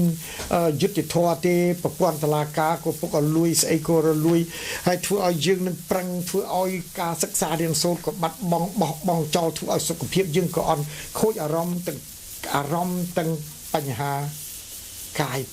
ផងដែរដូច្នេះយើងងាកមកមើលពីរឿងអន្តរប្រវេសន៍វិញកាលណាវៀតណាមចូលមកច្រើនដោយសារតែច្បាប់របស់យើងធួលងហើយសួរតែច្បាប់មានតែយើងអត់អនុវត្តយើងអត់ប្រព្រឹត្តនៅច្បាប់នឹងឲ្យបានត្រឹមត្រូវអ្នកដែលចូលមកខុសច្បាប់យើងអត់បានយកទៅធ្វើដាក់ទណ្ឌកម្មដោយសារតែយើងទទួលពុករលួយគឺខ្លួនខ្ញុំផ្ទាល់ហ្នឹងទៅនឹងគឺខ្ញុំបានទៅជួបផ្ទាល់ខ្ញុំបានទៅអង្គុយជាមួយជនជាតិវៀតណាមផ្ទាល់ខ្ញុំបានទៅអង្គុយធ្វើប៉ាសពតផ្ទាល់ជាមួយនឹងជនជាតិវៀតណាមនៅកន្លែងធ្វើប៉ាសពតទៅកន្លែងធ្វើអត្តសញ្ញាណប័ណ្ណខ្ញុំបានថតចម្លងខ្ញុំមានអ្វីទាំងអស់សួរថាតើបញ្ហានឹងខ្មែរយើងទាំងមូលប្រទេសយើងទាំងមូលជនជាតិខ្មែរនិងប្រជាជាតិខ្មែរដែលរស់នៅក្នុងទឹកដីខ្មែរនឹងមានអារម្មណ៍យ៉ាងម៉េចខ្លះចំពោះការហូរចូលនៅជនអន្តរប្រវេសន៍ខុសច្បាប់ហើយគេនៅតែមានសិទ្ធិមានសេរីភាពមានអំណាចដែលគ្រប់គ្រងនៅលើប្រជាពលរដ្ឋខ្មែរហើយបានជាអញ្ចឹងគំនិតខ្ញុំយល់ខុសពីអស់លោកត្រង់កន្លែងនេះខ្ញុំជាមនុស្សខ្មែរម្នាក់កើតនៅក្នុងប្រទេសខ្មែរខ្ញុំរស់នៅក្នុងប្រទេសខ្មែរ30ឆ្នាំខ្ញុំរស់នៅក្នុងប្រទេសថៃ4ឆ្នាំកន្លះខ្ញុំរស់នៅក្នុងប្រទេសអាមេរិក25ឆ្នាំដូច្នេះខ្ញុំមានបទពិសោធន៍នឹងមើលឃើញពិភពលោកខ្ញុំធ្លាប់ធ្វើការឲ្យរដ្ឋាភិបាលខ្ញុំធ្លាប់ធ្វើការឲ្យអង្គការសហប្រជាជាតិធ្លាប់ធ្វើការឲ្យសហរដ្ឋអាមេរិក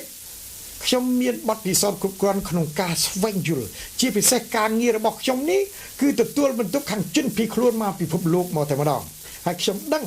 ថាតើច្បាប់គេត្រូវធ្វើយ៉ាងម៉េចឲ្យបានព្រោះតាមធម្មតាជនភៀសខ្លួនមួយមុននឹងចូលទៅស្រុកមួយទាល់តែមានច្បាប់គ្រប់គ្រងនិងសម្ភាសការយល់ព្រមពីស្ថានទូតរបស់អាមេរិករបស់គេរួចហើយគេមើលថាជនភៀសខ្លួនណាដែលត្រូវឲ្យគេហៅកាតមួយគេហៅ I-94 មានន័យថាយើងមានសិទ្ធិមករស់នៅនឹងដោយស្របច្បាប់បន្ទាប់មកយើងនៅ5ឆ្នាំ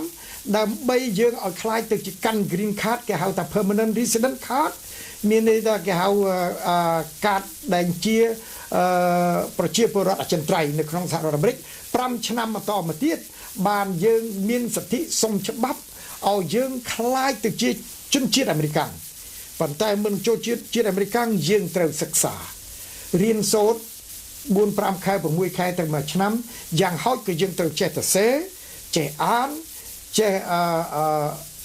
មើលហើយបញ្យល់ពីហេតុផលហើយនឹងសិក្សារៀនសូត្រពីប្រវត្តិសាស្ត្ររបស់សហរដ្ឋអាមេរិកកាលណាយើងដឹងហើយយើងទៅធ្វើតេស្តនៅកន្លែង immigration center មានន័យថាមជ្ឈមណ្ឌលអន្តោប្រវេសន៍ពេលណាដែលយើងទៅយើងជាប់មានន័យថាយើងនឹងគេទទួលស្វាគមន៍ថាយើងខ្លាយទៅជាជនជាតិអាមេរិកហើយកាលណាយើងខ្លាយទៅជនជាតិអាមេរិកក៏យើងមានសិទ្ធិធ្វើអ្វីៗទាំងអស់យើងមានសិទ្ធិរកការងារធ្វើការឲ្យរដ្ឋាភិបាលធ្វើការឲ្យសហព័ន្ធធ្វើការឲ្យរដ្ឋាភិបាលនៅប្រចាំ state រួចហើយយើងអាចធ្វើ business ធ្វើវិនិយោគទុនយើងអាចចេញទៅក្រៅប្រទេសកាន់ passport អាមេរិកគឺមានសិទ្ធិមានអំណាចដល់ហើយតាណាទាំងអស់បានទាំងអស់ចំណែកនៅខ្មែរយើងសួរថាយើងមានធ្វើប្រព័ន្ធហ្នឹងទេយើងអត់បានធ្វើទេដោយសារអីដោយសារជាយើងការខ្វះខាតដូច្នេះការដឹកនាំរបស់មនុស្សមួយមិនមែនចេះតែដូចគ្នាទេការដឹកនាំការរៀបចំប្រទេសវាការទទួលខុសត្រូវធំណាស់ដូច្នេះខ្ញុំមិនបន្ទោសទេរដ្ឋាភិបាលមានការលំបាករដ្ឋាភិបាលក៏មានការលំបាកក្នុងការដឹកនាំប្រទេសដែររដ្ឋាភិបាលមិនមែនមិនដឹងថាវៀតណាមហូរចូលមកក្នុងប្រទេសខ្មែរទេតែលោកមិនអាចទប់ស្កាត់ដោយសារតែច្បាប់មានតែគេមិនអនុវត្តហើយវាបូកផ្សំនឹងការក្រខ្សត់បុកអលួយអយុត្តិធម៌មិនធ្វើការច្បាស់លាស់មិនស្គាល់តួនាទីច្បាស់លាស់ហើយខ្លាចគេនឹងផងវាបូកផ្សំទាំងអស់គ្នាធ្វើឲ្យអន្តោប្រវេសន៍យកមកចូលវាធ្វើឲ្យខ្មែរយើងនៅតែគិតថាខ្មែរនិងវៀតណាមវាទៅជាសត្រូវនឹងគ្នាខ្មែរនិងថៃទៅជាសត្រូវនឹងគ្នាខ្មែរនឹងលាវទៅជាដែលប្រទេសជិតខាងទៅសត្រូវជាមួយគ្នាគំនិតរបស់ខ្ញុំយល់ថាអស់ប្រទេសវៀតណាមប្រទេសលាវប្រទេសថៃនិងបណ្ដាប្រទេសទូទៅក្នុងពិភពលោកមិនមែនជាសត្រូវរបស់ខ្មែរទេពីព្រោះខ្មែរមានបេះដូងដ៏ល្អណាស់មានឧត្តមគតិមានការគោរពការស្រឡាញ់ការរួបរวมការសាមគ្គីដើម្បីជាតិរបស់ខ្លួនគឺខ្មែរនេះឯងអញ្ចឹងយើងចង់បានអ្នកដឹកនាំដែលមានធម៌មេត្តាករុណាអ្វីដែលជាសុឆន្ទៈដ៏ល្អអ្វីដែលជាយុត្តិធម៌ដ៏ល្អដើម្បីដឹកនាំប្រទេសឲ្យមានគេហៅថាសុភាវធម៌មានវិជាជីវរដ្ឋដល់ប្រជាពលរដ្ឋទាំងផងយើងប្រើភាសាដែលថ្លៃថ្នូររៀនប្រើភាសាការទូតដើម្បីដឹកនាំជួយឲ្យខ្មែរយើងចេះស្គាល់អ្វីដែលល្អផងរឿងអន្តោប្រវេសន៍ជារឿងមួយសំខាន់សម្រាប់យើងចំណិតខ្ញុំវិញដើម្បីឲ្យខ្មែរយើងមានសន្តិភាពខ្ញុំមានគោលការណ៍ដើម្បីជួយរឿង immigration នឹងឲ្យបានល្អជាទីបំផុតហើយដែលអស់លោកទាំងអស់គ្នាប្រហែលជាមិនអាចនឹងយល់ទាស់តាមគំនិតខ្ញុំឬក៏យល់ឬក៏ព្រមឬក៏មិនព្រមអាហ្នឹងខ្ញុំនឹងបញ្យល់ដូចតទៅទី1ខ្ញុំនឹងបែងចែកប្រជាជនវៀតណាមដែលរស់នៅក្នុងទឹកដីខ្មែរដែលតាំងពីមានដើមកំណើតនៅប្រទេសខ្មែរតាំងពីក្រោយពីអាណានិគមបារាំងមកម្លេះនឹងលោកជាជនជាតិខ្មែរហើយទោះជាគេនិយាយភាសាវៀតណាមភាសាចិននៅក្នុងផ្ទះរបស់គេតែគេជាជនជាតិខ្មែរវាមិនខុសពីសហរដ្ឋអាមេរិកអ្នកឯងនៅដល់ឆ្នាំណាក៏ដោយតែបើកូនអ្នកកើតនៅក្នុងដីអាមេរិកកូននឹងកើតមកនិយាយភាសាអាល្លឺម៉ង់អង់គ្លេសបារាំងខ្មែរក៏អ្នកនោះជាជនជាតិអាមេរិកដែរយើងក៏ត្រូវធ្វើអនុវត្តតាមគេដែរនេះជាកម្រិតដ៏ល្អហើយអ្នកនោះគេនឹងបង្តាក់បងពុនជូនរដ្ឋគេនឹងធ្វើការជូនរដ្ឋដូចយើងដែរលើកលែងតែអ្នកជំពូកទី1គេធ្វើអ្វីដែលប្រព្រឹត្តនៅបាត់ល្មើសអានឹងត្រូវតែបញ្ជូនទៅតុលាការហើយតុលាការត្រូវតែឯករាជ្យដើម្បីកាត់ទោសអ្នកដែលធ្វើខុសច្បាប់អានឹងបញ្ហាគឺថាប្រជាជនវៀតណាមផ្នែកទី1ផ្នែកទី2គឺជនជាតិវៀតណាមដែលរស់នៅក្នុងរបបរដ្ឋាភិបាលបច្ចុប្បន្នលោកដែលបានទទួលស្គាល់ដោយរដ្ឋាភិបាលសម័យសម្ដេចនាយកហើយនឹងរបបរាជានិយមបច្ចុប្បន្នមានន័យថា លោកដែលទទួលស្គាល់បានទទួលស្គាល់ថាជាប្រជាពលរដ្ឋក្នុងប្រទេសខ្មែរលោកត្រូវមានសិទ្ធិនៅរស់នៅក្នុងប្រទេសខ្មែរដដែលតែលោកត្រូវតែគោរពច្បាប់លោកមិនត្រូវបំពានទៅលើច្បាប់លោកមិនត្រូវបំពានលើអ្នកដែលម្ចាស់ស្រុកដើមដែលនៅសហរដ្ឋអាមេរិកក៏គេគោរពម្ចាស់ដើមដែរដូចជាឥណ្ឌានៅក្នុងនោះគឺជាជនជាតិអាមេរិកដើមនៅក្នុងចម្ពោះប្រជាជនឬក៏ប្រជាពលរដ្ឋវៀតណាមនិងជនអន្តរប្រវេសន៍ទាំងអស់ដែលមករស់នៅក្នុងដីខ្មែរដែលរដ្ឋាភិបាលបានទទួលស្គាល់ហើយយើងរក្សានិងផ្ដល់តម្លៃនិងផ្ដល់ជីវិតនិងផ្ដល់ជីវភាពនិងផ្ដល់សិទ្ធិសេរីភាពឲ្យដូចគ្នានៅក្នុងនាមលោកដែលជាប្រជាពលរដ្ឋខ្មែរស្របច្បាប់ដែលនៅក្នុងរដ្ឋាភិបាលដែលរដ្ឋាភិបាលបានទទួលស្គាល់រួចទៅហើយនោះនឹងជាបញ្ហាទី2ដែលឲ្យលោកទាំងអស់គ្នាខ្មែរទាំងអស់គ្នាកុំឲ្យមានទុតិយនិយមដើម្បីមើលឃើញតែអ្វីដែលជាអំពើមិនល្អយើងគួរតែផ្ដល់សេចក្តីស្រឡាញ់និងរាប់អានគ្នាទៅវិញទៅដូចជារឿងប្រជាពលរដ្ឋវៀតណាមចិនឬក៏បរទេសផ្សេងៗទៀតដែលមកចូលរួមយើងត្រូវ welcome ស្វាគមន៍គេព្រោះគេជាមនុស្សដូចយើងដែរយើងត្រូវផ្ដល់អ្វីដែលជាអំពើល្អនេះជាផ្នែកទី2ដែលខ្ញុំបានធ្វើអធិប្បាយផ្នែកទី3គឺប្រជាពលរដ្ឋឬអន្តោប្រវេសន៍ឬក៏ជនភៀសខ្លួនណាក៏ដោយដែលភៀសខ្លួនមកចូលក្នុងប្រទេសខ្មែរដែលយើងសន្មតថាជាប្រជាពលរដ្ឋខុសច្បាប់ជាប្រជាពលរដ្ឋខុសច្បាប់ខ្ញុំនឹងរកដំណោះស្រាយនេះជាដំណោះស្រាយដ៏ល្អសម្រាប់គេហើយជាដំណោះស្រាយសម្រាប់ល្អសម្រាប់ប្រជាពលរដ្ឋខ្មែរផងដែរខ្ញុំឧទាហរណ៍បើខ្ញុំជាប់ជារដ្ឋាភិបាលជាអ្នកដឹកនាំរដ្ឋាភិបាលខ្ញុំចំពុកទី3នេះខ្ញុំនឹងរៀបចំតំបន់គេហៅថាការអនុញ្ញាតមួយគេហៅតំបន់ជនភៀសខ្លួនឬក៏ជំរុំជនភៀសខ្លួនសម្រាប់ជនជាតិឬក៏អន្តោប្រវេសន៍ដែលមកខុសច្បាប់ឲ្យរស់នៅក្នុងតំបន់ជនភៀសខ្លួននោះដើម្បីរងចាំនៅការទទួលការទៅតាំងទីលំនៅថ្មីនៅប្រទេសទី3មានន័យថាប្រទេសទី3មានន័យថាលោករត់ចេញពីប្រទេសវៀតណាមឬក៏ប្រទេសចិនឬក៏ប្រទេសលាវឬប្រទេសថៃរត់ចូលមកក្នុងប្រទេសខ្មែរមានន័យថាប្រទេសទី2ដល់លោកមកនៅជំរុំជនភៀសខ្លួនត្រូវធ្វើតេស្តជាប់មកសហរដ្ឋអាមេរិកជាប់មកបារាំងអឺរ៉ុបអាល្លឺម៉ង់អង់គ្លេសជាដើមហ្នឹងមកទៅប្រទេសហ្វីលីពីនឬក៏កាណាដាឬក៏អូស្ត្រាលីអ៊ីតាលីអាហ្នឹងជាប្រទេសទី3អាហ្នឹងហើយមានន័យថាប្រជាពលរដ្ឋវៀតណាមឬក៏ប្រជាពលរដ្ឋដែលខុសច្បាប់មកចូលក្នុងប្រទេសខ្មែរខ្ញុំនឹងមិនបញ្ជូនលោកអស់លោកស្រីត្រឡប់ទៅស្រុករបស់ខ្លួនវិញទេខ្ញុំត្រូវរកមធ្យោបាយបង្កើតជំរំជនភៀសខ្លួនដើម្បីឲ្យលោកផ្ដល់ដោយសុខសាន្តហើយក្នុងជំរំជនភៀសខ្លួនខ្ញុំនឹងទៅចែកខ្ញុំនឹងធ្វើ contract ជាមួយអង្គការសហជីវជាតិគេហៅ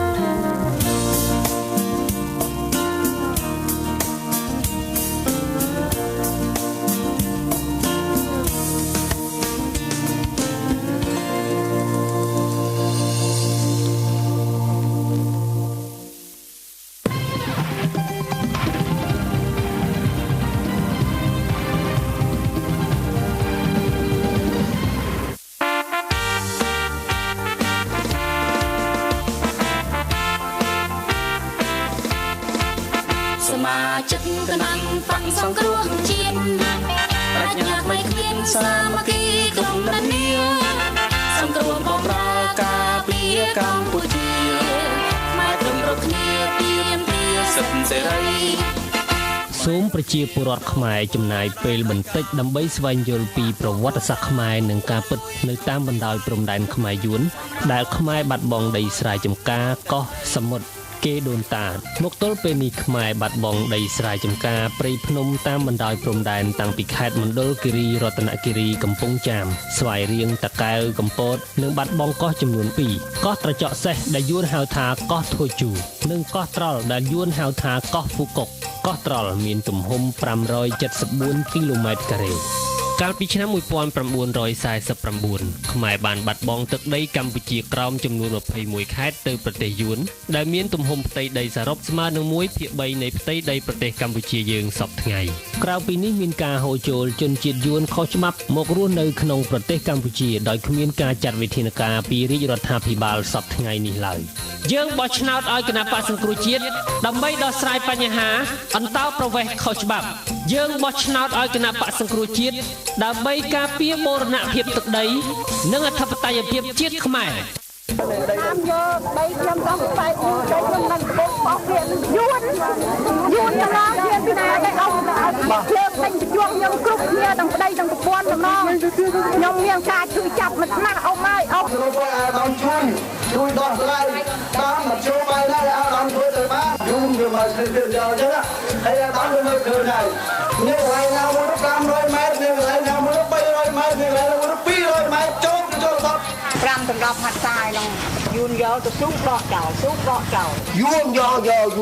មកពីខ្លាចពីគេកនឹងតាមឯឲ្យខ្ញុំមកទាំងអស់ណាតែយើងអត់បានចូលធ្វើស្រែនៅនោះទេមិនឲ្យធ្វើយើងមិនឲ្យធ្វើទេដោះស្រាយបញ្ហាឲ្យខ្ញុំបាទសូមឲ្យអស់លោកដោះស្រាយដល់ឲ្យបានណាមកវិញណាអាញាធមគឺថាដីរដ្ឋនេះចាដីរដ្ឋរត់ឲ្យយូរហើយដីគេពីដូនតាខ្ញុំមកបងហើយទៅឥឡូវយូនយកឲ្យអញ្ចឹងឲ្យខ្ញុំមានដីធ្វើទៀតទេពីថ្ងៃទៅអស់លីងហើយមកដល់ឃើញបកគោមកបងបាទមកដល់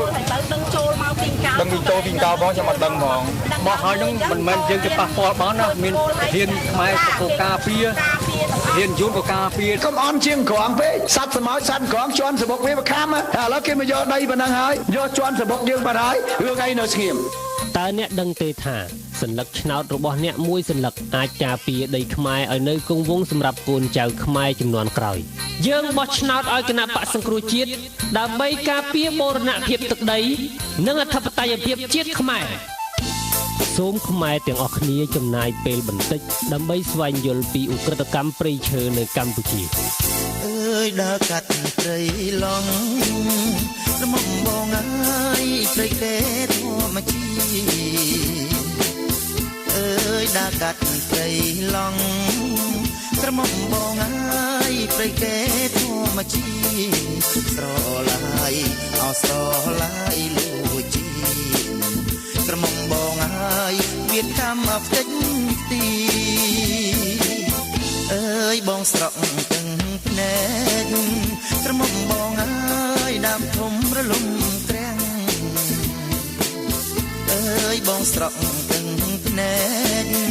ក្រមុំបងអើយដើមធំរលំក្រាំងពោះរឹងអោពោះរឹងទាំង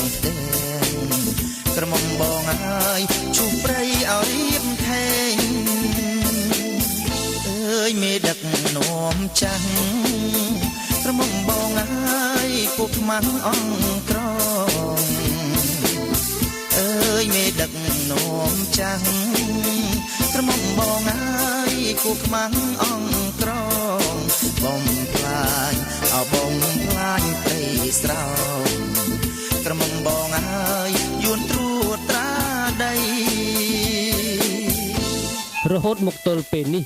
រដ្ឋាភិបាលបានផ្ដល់ដីសម្បត្តិឲ្យក្រុមហ៊ុនឯកជនក្នុងស្រុកនិងក្រុមហ៊ុនបរទេសអស់ជាង2លានហិកតាដែលគួរឲ្យកត់សម្គាល់ជាងគេនោះគឺក្រុមហ៊ុនយួនចំនួន2បានទទួលដីសម្បត្តិជាងកន្លះលានហិកតានៅក្នុងឆ្នាំ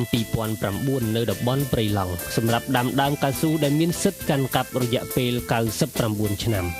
ក្រុមហ៊ុនទាំងពីររួមជាមួយអ្នកកាន់អំណាចបច្ចុប្បន្នបានបំពេញបទឧក្រិដ្ឋព្រៃឈើដ៏ធ្ងន់ធ្ងរបំផ្លាញព្រៃមរតកធម្មជាតិរបស់ប្រជារាស្ត្រខ្មែរកាប់ឈើប្រណិតលក់បានលុយរាប់រយលានដុល្លារស្ដាក់ក្នុងហោប៉ៅរបស់ខ្លួនហើយបានធ្វើឲ្យប្រជាពលរដ្ឋដែលរស់នៅអាស្រ័យផលពីព្រៃឈើរងផលប៉ះពាល់ដ៏ធ្ងន់ធ្ងររហូតមានការតវ៉ាពីសកម្មជនព្រៃឈើនិងមានការលួចបាញ់សម្លាប់លោកឈុតវុធី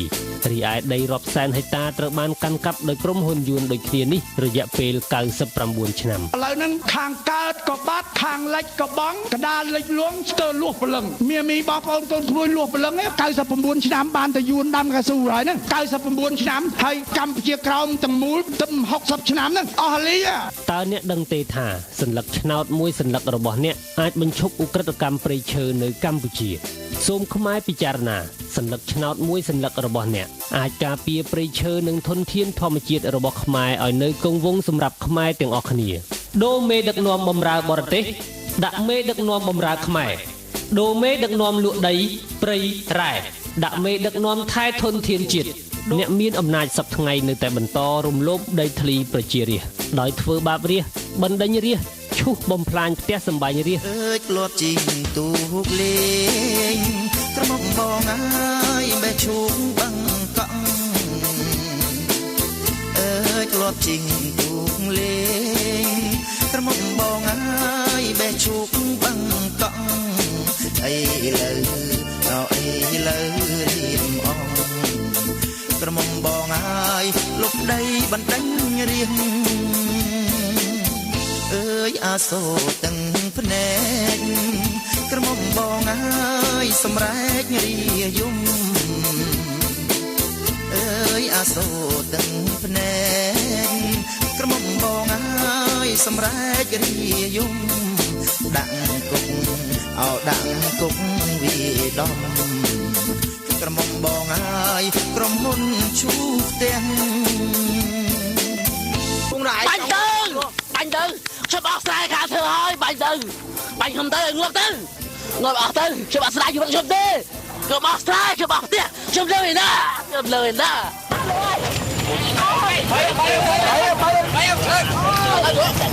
ូខ្ញុំជួយណាស់លោកអើយប្លែកខ្ញុំទៅជួយចាស់ណាបងអូនជួយចាស់ណាខ្ញុំទៅបើបានទៅណាស់ទៅលើ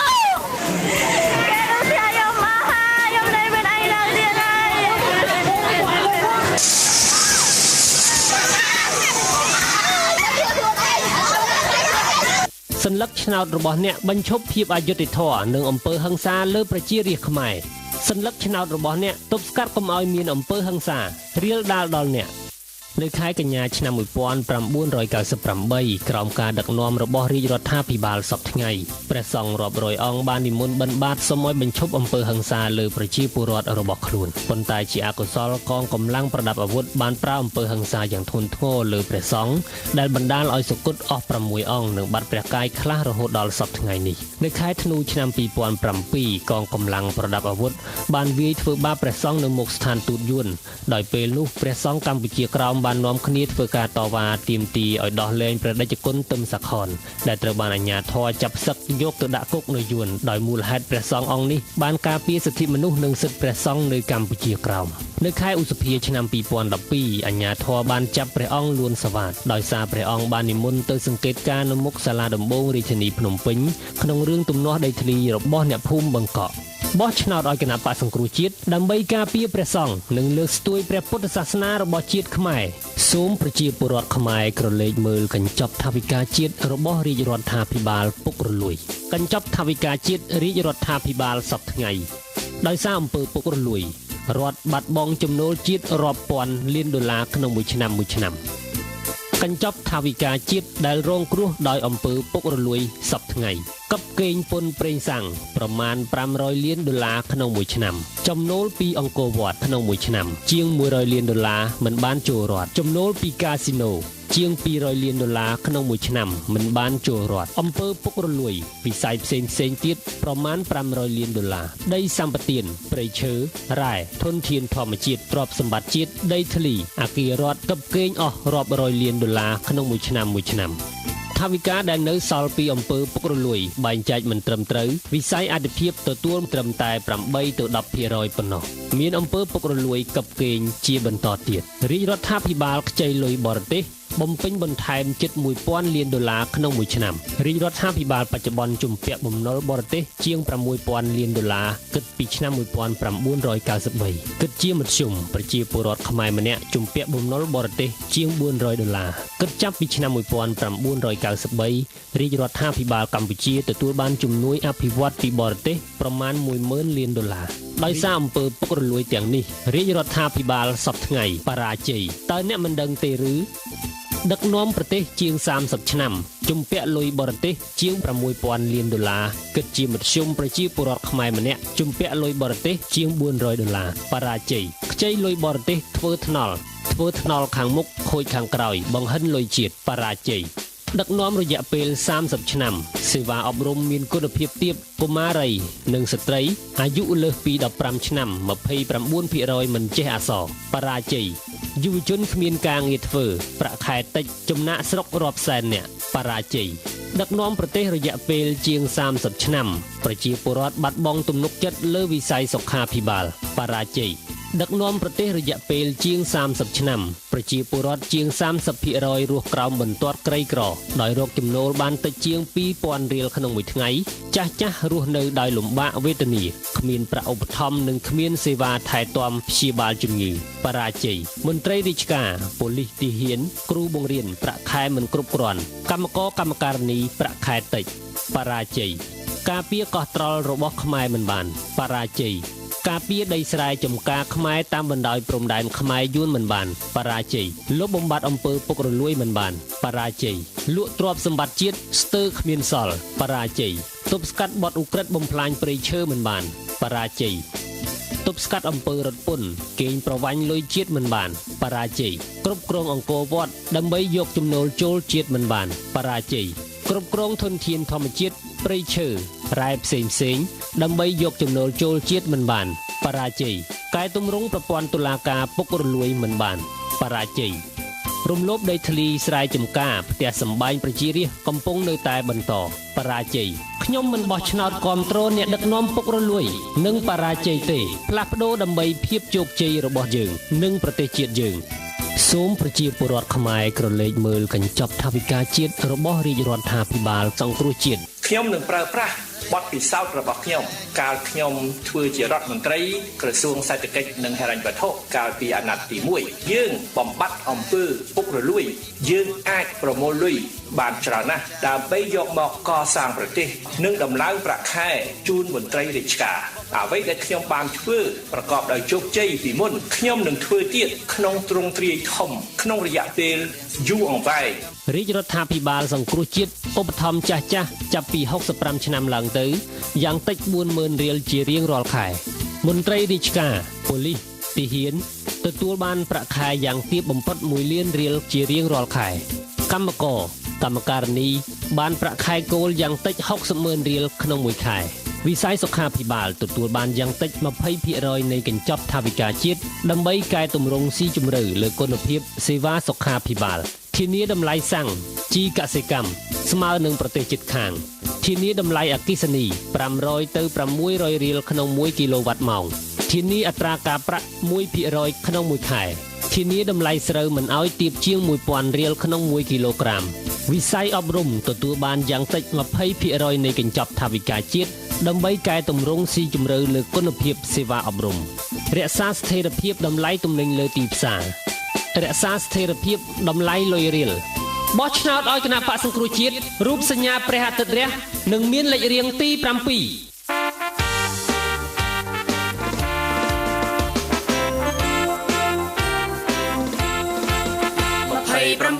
កង្កដា2013ខ្មែរប្រុសស្រីភ្ញាក់រលឹកហើយរួមគ្នាសង្គ្រោះទឹកដីព្រៃប្រសានៃកម្ពុជាបាយគ្រប់គ្នាពីសិទ្ធិសេរី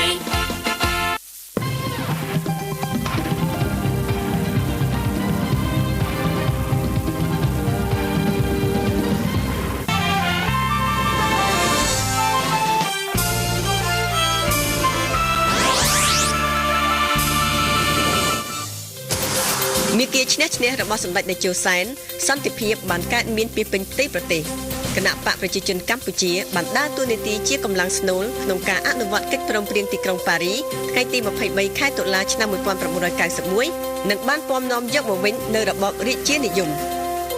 បកប្រជាជនបដិវត្តខ្មែរគឺជាឈ្មោះដើមរបស់គណៈបកប្រជាជនកម្ពុជាបានបដិសន្ធិឡើងនាថ្ងៃទី28ខែមិថុនាឆ្នាំ1951ចាប់ពីថ្ងៃប្រសូតនិងជារៀងរហូតក្រោមការដឹកនាំរបស់សម្ដេចអគ្គមហាធម្មពលតិសាជាស៊ីមសម្ដេចអគ្គមហាពញាចក្រីហេងសំរិននិងសម្ដេចអគ្គមហាសេនាបតីតេជោហ៊ុនសែនគណៈបកប្រកាន់ជំហរនិងឧត្តមគតិឥតងាករេផ្សារភ្ជាប់រួមសុខរួមទុក្ខជាមួយប្រជាជនពុះពៀជំនះគ្រប់ឧបសគ្គហ៊ានធ្វើពលិកម្មឥតរុញរាដើម្បីប្រជាជាតិនិងមាតុភូមិតាមរយៈការដឹកនាំរបស់គណៈបកប្រជាជនកម្ពុជាប្រទេសកម្ពុជាត្រូវបានដកខ្លួនចេញពីការហុំព័ទ្ធសេដ្ឋកិច្ចពីប្រទេសមួយដែលមិនត្រូវបានគេស្គាល់មកប្រទេសមួយដែលមានឈ្មោះបោះសម្លេងល្បីរន្ទឺនិងត្រូវបានគេស្គាល់ព្រមទាំងសមាហរណកម្មខ្លួននៅក្នុងតំបន់និងពិភពលោកបច្ចុប្បន្ននេះកម្ពុជាមានសមត្ថភាពគ្រប់គ្រាន់ដើម្បីប្រឡូកខ្លួននៅលើឆាកអន្តរជាតិឆ្នាំ2012កម្ពុជាបានធ្វើជាម្ចាស់ផ្ទះរៀបចំកិច្ចប្រជុំកំពូលអាស៊ានប្រកបដោយជោគជ័យប្រមុខរដ្ឋនៃមហាអំណាចសេដ្ឋកិច្ចពិភពលោកដែលរួមមានចិនសហរដ្ឋអាមេរិកកូរ៉េឥណ្ឌាជប៉ុនជាដើមបានមកជួបជុំគ្នានៅទីក្រុងភ្នំពេញក្រោមការដឹកនាំអង្គប្រជុំរបស់សម្ដេចអគ្គមហាសេនាបតីតេជោហ៊ុនសែនព្រមទាំងដាក់ចេញនូវយុទ្ធសាស្ត្រក្នុងក្របខ័ណ្ឌអាស៊ានថែមទៀតអាស៊ានត្រូវតែបន្តជំរុញអនុវត្តយន្តការនានាដែលមានស្រាប់ដើម្បីធានាសន្តិសុខនិងសន្តិភាពក្នុងតំបន់យើងត្រូវតែបន្តធ្វើការរួមគ្នាបន្ថែមទៀតដើម្បីរក្សាភាពជាស្នូលរបស់អាស៊ាននៅក្នុងនិមាបនកម្មតំបន់ក្រៅពីជំនួបអាស៊ានប្រកបដោយជោគជ័យរាជរដ្ឋាភិបាលដែលដឹកនាំដោយគណៈបកប្រជាជនកម្ពុជាបានបង្កើនកិត្យានុភាពរបស់ខ្លួនតាមរយៈវេទិកាតំបន់និងពិភពលោកដទៃទៀតដូចជា CAPD ចលនាអ្នកប្រជាធិបតេយ្យនិយមកណ្ដាលអាស៊ីប៉ាស៊ីហ្វិកសម្រាប់ពិភពលោកដែលសម្ដេចតេជោសែនជាវរៈប្រធាននិងសម្ដេចតេជោបន្តរក្សាតំណែងនេះបន្ទាប់ពីមហាសន្និបាត CAPD ដែលរៀបចំបន្តពីទីក្រុងភ្នំពេញដែលបានប្រព្រឹត្តទៅនៅម៉ាកាសានៃប្រទេសឥណ្ឌូនេស៊ីកាលពីថ្ងៃទី20-21 ខែឧសភាឆ្នាំ2013បានសម្រេចជ្រើសរើសជាឯកច្ឆន្ទសម្ដេចតេជោសែននេះជាការផ្លាស់ប្ដូរដ៏ធំសម្រាប់កម្ពុជាពីប្រទេសដែលទទួលនៅមកតបមួយគៀវរបស់ប្រទេសក្រៅរាប់ទាំងប្រទេសឥណ្ឌូនេស៊ីក៏បានចូលរួមប្រតិបត្តិការនៅក្នុងប្រទេសកម្ពុជានៅពេលនោះតែនៅកម្ពុជាបានពាក់មួយគៀវចេញទៅក្រៅប្រទេសចលនា CAPD និង ICAP ដែលមានន័យថាមហាសន្និបាតអន្តរជាតិនៃគណៈបកនយោបាយនៅអាស៊ីសុទ្ធតែបានកោតសរសើរនិងចាត់ទុកជាគំរូនយោបាយសន្តិភាពនិងការបង្រួបបង្រួមជាតិតាមមាគ៌ាឈ្នះឈ្នះរបស់សម្ដេចតេជោសែនអាយដាម Jose de Venecia ប្រធានប្រតិបត្តិ CAPD បានកោតសរសើរជាពិសេសថាសម្ដេចតេជោសែនបានផ្ដួលរំលំរបបខ្មែរក្រហមដល់ឫសគល់និងបានទាមទារយុត្តិធម៌សម្រាប់ជនរងគ្រោះទាំងអស់តាមរយៈការបង្កើតឲ្យមានតុលាការកូនកាត់ក្រុមកិច្ចសហការរវាងរាជរដ្ឋាភិបាលកម្ពុជានិងអង្គការសហប្រជាជាតិដូច្នេះសម្រាប់អាយដាមអ្វីដែលសម្ដេចតេជោនិងគណៈបកប្រជាជនកម្ពុជាបានធ្វើគឺសន្តិភាពនិងការបង្រួបបង្រួមជាតិជាមួយយុត្តិធម៌អង្គជំនុំជម្រះវិសាមញ្ញក្នុងតុលាការកម្ពុជាបានផ្ដល់យុត្តិធម៌ជូនប្រជាជនកម្ពុជាជូនអ្នកនៅរស់រានមានជីវិតពីមន្ទីរស21ដែលរួមមានលោកអ៊ំជំមីលោកអ៊ំប៊ូមេងជាដើមដោយតុលាការបានរកឃើញថាអ្នកដែលទទួលខុសត្រូវខ្ពស់បំផុតលើបទឧក្រិដ្ឋដែលបានកើតមាននៅចន្លោះថ្ងៃទី17ខែមេសាឆ្នាំ1975ដល់ថ្ងៃទី6ខែមករាឆ្នាំ1979គឺកាំងរេអ៊ីវហៅឌុចក្នុងសំណុំរឿង001ដែលតុលាការកំពូលបានផ្តន្ទាទោសដាក់ពន្ធនាគារអស់មួយជីវិតដោយឡែកនួនជាអតីតបងធំទី2និងខៀវសំផនក្នុងសំណុំរឿង002ជនជាប់ចោទទាំងពីរត្រូវបានតុលាការចាប់ប្រកាន់ក្នុងជំពូកមេដឹកនាំជាន់ខ្ពស់ក្នុងរបបខ្មែរក្រហមលើឧក្រិដ្ឋកម្មប្រល័យពូជសាសន៍ឧក្រិដ្ឋកម្មប្រឆាំងមនុស្សជាតិនិងឧក្រិដ្ឋកម្មសង្គ្រាមគំរូមួយទៀតរបស់កម្ពុជានៅក្នុងតំបន់និងពិភពលោកគឺវប្បធម៌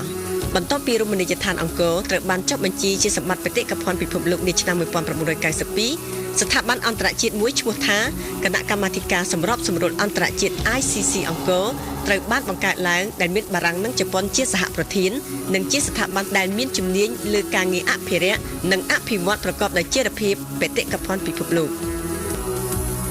ក្រោមចក្ខុវិស័យដ៏ត្រឹមត្រូវនិងវែងឆ្ងាយ តាំងពីឆ្នាំ2001ដែលសម្ដេចតេជោសែនបានស្នើសុំចុះបញ្ជីប្រាសាទព្រះវិហារជាបេតិកភណ្ឌពិភពលោកកម្ពុជាបានចាប់យកតួនាទីការងារការទូតយ៉ាងស្វិតស្វាញលើវិស័យវប្បធម៌និងបានប្រែមុខមាត់ថ្មីរហូតមកដល់បច្ចុប្បន្នជាលទ្ធផលកម្ពុជាត្រូវបានបោះឆ្នោតជ្រើសរើសជាប្រធានគណៈកម្មាធិការបេតិកភណ្ឌពិភពលោកនិងជាម្ចាស់ផ្ទះរៀបចំសម័យប្រជុំពេញអង្គលើកទី37នៃគណៈកម្មាធិការបេតិកភណ្ឌពិភពលោកនាឆ្នាំ2013សម័យប្រជុំនេះបានបដិសណ្ឋារកិច្ចគណៈប្រតិភូបរទេសចំនួនជាង 1,500 នាក់មកពី130ប្រទេសជួបជុំគ្នាក្រោមអធិបតីភាពដ៏ខ្ពង់ខ្ពស់សម្ដេចអគ្គមហាសេនាបតីតេជោហ៊ុនសែនហើយសម្ដេចតេជោសែនក៏បានទទួលរូបបដិមាចំនួន2ដែលមានតម្លៃដ៏វិសេសវិសាលពីសារមន្ទីរសហរដ្ឋអាមេរិក Metropolitan និងជាលើកទី1ក្នុងប្រវត្តិសាស្ត្រនៃសម័យប្រជុំនៃគណៈកម្មាធិការបេតិកភណ្ឌពិភពលោកហើយសម័យប្រជុំពេញអង្គនិងពិធីបិទប្រព្រឹត្តទៅក្រោមការដឹកនាំរបស់ប្រធានគណៈកម្មាធិការបេតិកភណ្ឌពិភពលោកឯកឧត្តមបណ្ឌិតសភាចារ្យឧបនាយករដ្ឋមន្ត្រីសុកអានដែលចាត់តាំងដោយសម្ដេចតេជោសែននេះពិតជាមោទនភាពណាស់ក្នុងនាមជាកូនខ្មែរនិងដឹងគុណជានិច្ចចំពោះគុណូបការៈនេះព្រឹត្តិការណ៍សម័យប្រជុំពេញអង្គលើកទី37នៅកម្ពុជាពិតជាធ្វើឲ្យកម្ពុជាល្បីរន្ទឺកាន់តែខ្លាំងឡើងថែមទៀតភ្ញៀវទេសចរមានការកើនឡើងជាលំដាប់ចំនួន 25% នៅរៀងរាល់ឆ្នាំគ្រាន់តែឆ្នាំ2012ចំនួនភ្ញៀវទេសចរបរទេសមានចំនួនជាង 3 លាន 5 សែននាក់ហើយចំណូលដែលបានមកពីវិស័យនេះមានចំនួន $2,200 លានកំណើនសេដ្ឋកិច្ចគិតជាមធ្យមចំនួន 7% ដែលជាកំណើនមួយទទួលបានការកោតសរសើរពីស្ថាប័នហិរញ្ញវត្ថុអន្តរជាតិធំៗរួមមានធនាគារពិភពលោកធនាគារអភិវឌ្ឍន៍អាស៊ីនិងមូលនិធិរូបិយវត្ថុអន្តរជាតិផលទុនក្នុងស្រុកសម្រាប់មនុស្សម្នាក់បានកើនឡើងជាលំដាប់ពី$753នាឆ្នាំ2009រហូតដល់ប្រមាណ$1,080នាឆ្នាំ2013ភាពក្រីក្រត្រូវបានកាត់បន្ថយពី 100% នៅឆ្នាំ1979មកនៅត្រឹម 19% នាឆ្នាំ2013វិស័យមីក្រូហិរញ្ញវត្ថុបានរីកស្គុះស្កេកដោយផ្សិតនៅទូទាំង24ខេត្តក្រុងដោយការគូបញ្ជាក់របស់លោកមុនម៉ូនីប្រធានសមាគមមីក្រូហិរញ្ញវត្ថុនិងជាប្រធានក្រុមប្រឹក្សាប្រតិបត្តិមីក្រូហិរញ្ញវត្ថុស្ថាបនាសម័យនេះខ្ញុំអាចអួតបានថាវិស័យធនាគារនិងមីក្រូហិរញ្ញវត្ថុមានការរីកចម្រើនយ៉ាងធំធេងដែលពីមុនមកមិនធ្លាប់មានតើរីកចម្រើនដូចម្តេចខ្លះគឺឥឡូវនេះប្រជាពលរដ្ឋនៅតាមជនបទអាចមានលទ្ធភាពទទួលបានសេវាកម្មពីវិស័យធនាគារឬមីក្រូហិរញ្ញវត្ថុនេះតាមរយៈមីក្រូហិរញ្ញវត្ថុដែលបានដាក់ទីតាំងទៅជិតផ្ទះរបស់គាត់អស់ហើយ24ខេត្តក្រុងយើងមានវត្តមានទាំងអស់ហើយយើងមានជាង 1000 ការិយាល័យដែលបានដាក់បម្រើការងារជាច្រើនក្នុងនិងក្រៅប្រទេសត្រូវបានបង្កើតគ្រាន់តែវិស័យកាត់ដេរកម្មករចំនួន 53,000 នាក់កំពុងធ្វើការហើយកម្មករម្នាក់បានប្រែក្លាយជីវភាពខ្លួនពីគ្មានអ្វីសោះនិងជំពាក់ប្រាក់គេមកមានលំនៅឋានរស់នៅសមរម្យមានម៉ូតូជិះមានសុវត្ថិភាពការងារនិងប្រាក់ខែនិងជួយឧបត្ថម្ភក្រុមគ្រួសារព្រមទាំងមានជីវភាពធូរធារលុយដែលហូរចូលកប៉ៅប្រជាជនកប៉ៅរបស់កម្មករកម្មការិនីរបស់យើងមានរហូតដល់$480 លានសហរដ្ឋអាមេរិកគណៈបកប្រជាជនកម្ពុជាលើកស្ទួយស្ថានភាពនិងតួនាទីដ៏សំខាន់របស់ស្ត្រីនៅក្នុងសង្គមសម្ដៅលើកកម្ពស់ការចូលរួមរបស់ស្ត្រីឲ្យកាន់តែទូលំទូលាយនិងខ្លាំងក្លាថែមទៀតនៅក្នុងការអភិវឌ្ឍជាតិមាតុភូមិក្នុងគ្រប់វិស័យទាំងវិស័យនយោបាយសង្គមនិងសេដ្ឋកិច្ចរាជរដ្ឋាភិបាលដឹកនាំដោយគណៈបកប្រជាជនកម្ពុជាផ្ដល់ការគាំពារសង្គមដោយយកចិត្តទុកដាក់ដល់មនុស្សចាស់តាមរយៈការផ្ដល់សន្តិសុខសង្គមការបំបត្តិរាល់ទម្រង់នៃការរើសអើងការផ្ដល់សេវាថែទាំសុខភាពដោយឥតគិតថ្លៃពង្រឹងសុខភាពសាធារណៈនៅតាមទីជនបទនិងពង្រឹងសេវាសង្គមកិច្ចផ្សេងៗទៀតលើសពីនេះទៀតសុវត្ថិភាពមាតានិងទារកក៏ត្រូវបានទទួលការគាំពារនិងយកចិត្តទុកដាក់ពីរាជរដ្ឋាភិបាលជាពិសេសការចូលរួមដោយផ្ទាល់សម្ដេចគតិព្រឹទ្ធបណ្ឌិតប៊ុនរ៉ានីហ៊ុនសែនដែលជាអិសរាជជនឆ្នើមថ្នាក់ជាតិនៃផែនការសកម្មភាពរបស់អគ្គលេខាធិការអង្គការសហប្រជាជាតិដើម្បីសុខភាពស្ត្រីនិងកុមារគណៈបកប្រជាជនកម្ពុជាប្រកាន់ខ្ជាប់ការអប់រំសម្រាប់ទាំងអស់គ្នាសាលាបឋមសិក្សាអនុវិទ្យាល័យវិទ្យាល័យនិងសាកលវិទ្យាល័យបានរីកដុះដាលនៅគ្រប់ទីកន្លែងគណៈបកបន្តសាងសង់សាលារៀនអនុវិទ្យាល័យវិទ្យាល័យមជ្ឈមណ្ឌលបណ្តុះបណ្តាលវិជ្ជាជីវៈមណ្ឌលសុខភាពកន្លែងហាត់កីឡាដើម្បីឲ្យកូនចៅអ្នកភូមិមានសុខភាពល្អមានចំណេះដឹងខ្ពង់ខ្ពស់ដើម្បីរកការងារល្អៗក្នុងប្រទេសនិងក្នុងសហគមន៍អាស៊ានគណៈបក បន្តផ្ដល់អាទិភាពលើការវិនិយោគសម្រាប់អភិវឌ្ឍវិស័យផ្លូវថ្នល់ស្ពាននិងផ្លូវលំជនបទទឹកនិងអគ្គិសនីបន្ថែមទៀតគណៈបកនឹងបង្កើនផលិតភាពអគ្គិសនីដើម្បីឈានទៅកាត់បន្ថយតម្លៃប្រើប្រាស់អគ្គិសនីឲ្យបានច្រើនគណៈបកបន្តខិតខំផ្គត់ផ្គង់ទឹកស្អាតឲ្យបានដល់ទីរួមស្រុកនៅទូទាំងប្រទេសគោលនយោបាយជំរុញផលិតស្រូវនិងនាំចេញអង្ករដែលត្រូវបានដាក់ឲ្យអនុវត្តកាលពីឆ្នាំ2010បានជួយជំរុញឲ្យកម្ពុជាសម្រេចបានការនាំចេញអង្ករចំនួន20,000 តោននាឆ្នាំ2012គឺកើនឡើងចំនួន20 ដងបើប្រៀបធៀបទៅនឹងឆ្នាំ2008ដែលមានត្រឹមតែ10,000 តោនប៉ុណ្ណោះគោលនយោបាយនេះក៏បានជំរុញឲ្យមានការរីកចម្រើននៅសហគ្រាសធុនតូចនិងមធ្យមដែលកត្តានេះនឹងជួយឲ្យកម្ពុជាអាចសម្រេចបានគោលដៅនាំចេញអង្ករឲ្យបាន1 លានតោននៅឆ្នាំ2015បន្តពង្រឹងវិស័យកសិកម្មតាមរយៈការសាងសង់បន្ថែមប្រព័ន្ធធារាសាស្ត្រក្នុងទិសដៅពង្រឹងរដ្ឋបាលដីធ្លីរាជរដ្ឋាភិបាលបានជំរុញការផ្តល់កម្មសិទ្ធិដីធ្លីច្បាស់លាស់និងមានសុវត្ថិភាពហើយបានកម្មសិទ្ធិជាង3 លានបានត្រូវបានចុះបញ្ជីរួចហើយនៅទូទាំងប្រទេសគណៈបកប្រជាជនកម្ពុជាបន្តចុះបញ្ជីដីផ្តល់កម្មសិទ្ធិដីដើម្បីធានាសុវត្ថិភាពនៃការកាន់កាប់ដីនិងផ្តល់ដីដល់ប្រជាជនដែលគ្មានដីសម្រាប់ប្រកបមុខរបរបង្កបង្កើនផលគណៈបកប្រកាន់ខ្ជាប់មិនយកពន្ធលើដីធ្លីរបស់ប្រជាកសិករដែលបង្កបង្កើនផលជាលក្ខណៈគ្រួសាររាជរដ្ឋាភិបាលបានអនុវត្តគំណែទម្រង់ស៊ីជម្រៅលើវិស័យជលផលដោយលុបចោលលូនេសាទទឹកសាបទាំងអស់ចំនួនជាង 95,000 ហិកតាសម្រាប់ជូនប្រជាជនធ្វើការនេសាទជាលក្ខណៈគ្រួសារនិងក៏រៀបចំឲ្យមានសមាគមនេសាទផងដែរជាលទ្ធផលប្រជាជនមានជីវភាពធូរធារជាងមុនត្រីក៏សម្បូរជាងមុនហើយប្រជាជនក៏អាចរកប្រាក់ចំណូលពីផលនេសាទក៏បានច្រើនជាងមុនផងដែរទន្ទឹមនឹងនេះគណៈបកបន្តថែរក្សាទីជម្រកមច្ឆាឲ្យបានគង់វង្សដើម្បីកូនចៅជំនាន់ក្រោយ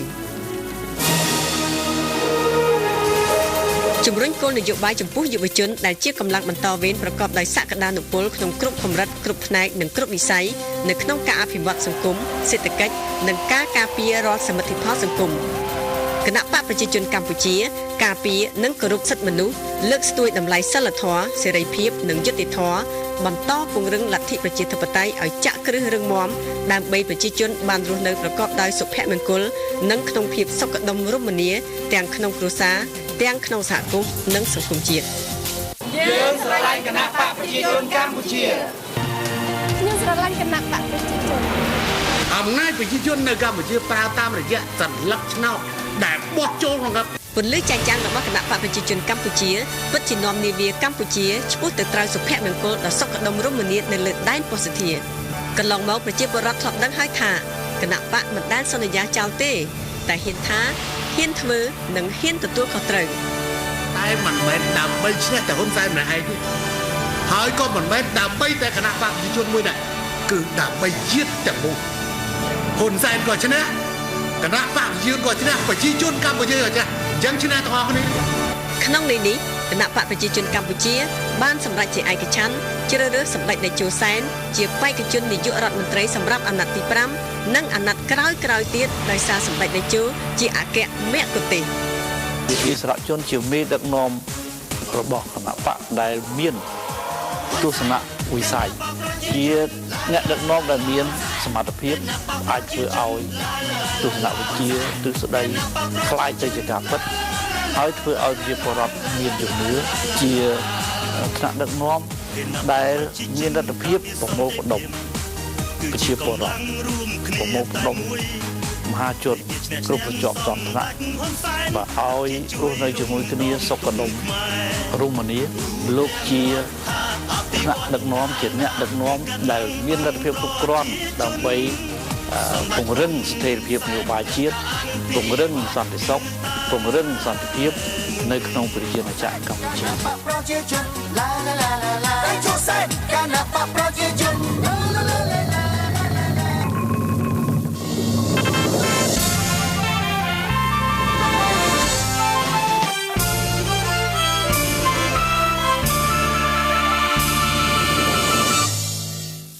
បើស្រឡាញ់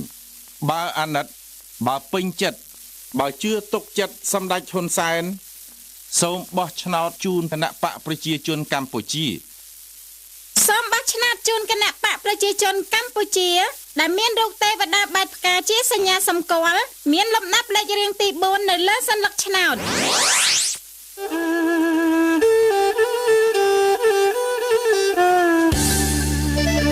ចាំហាអើយអើយចាំលោកអើយចាំអើយអើយចាំ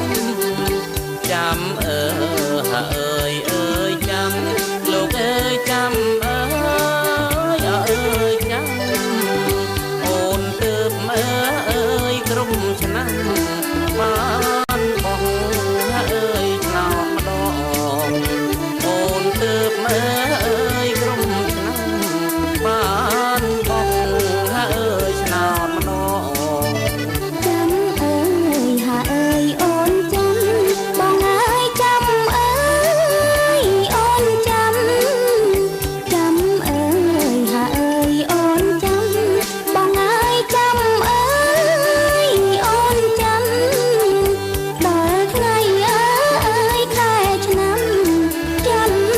ជួបមកអើយមុខបងដល់ថ្ងៃអើយខែឆ្នាំចាំ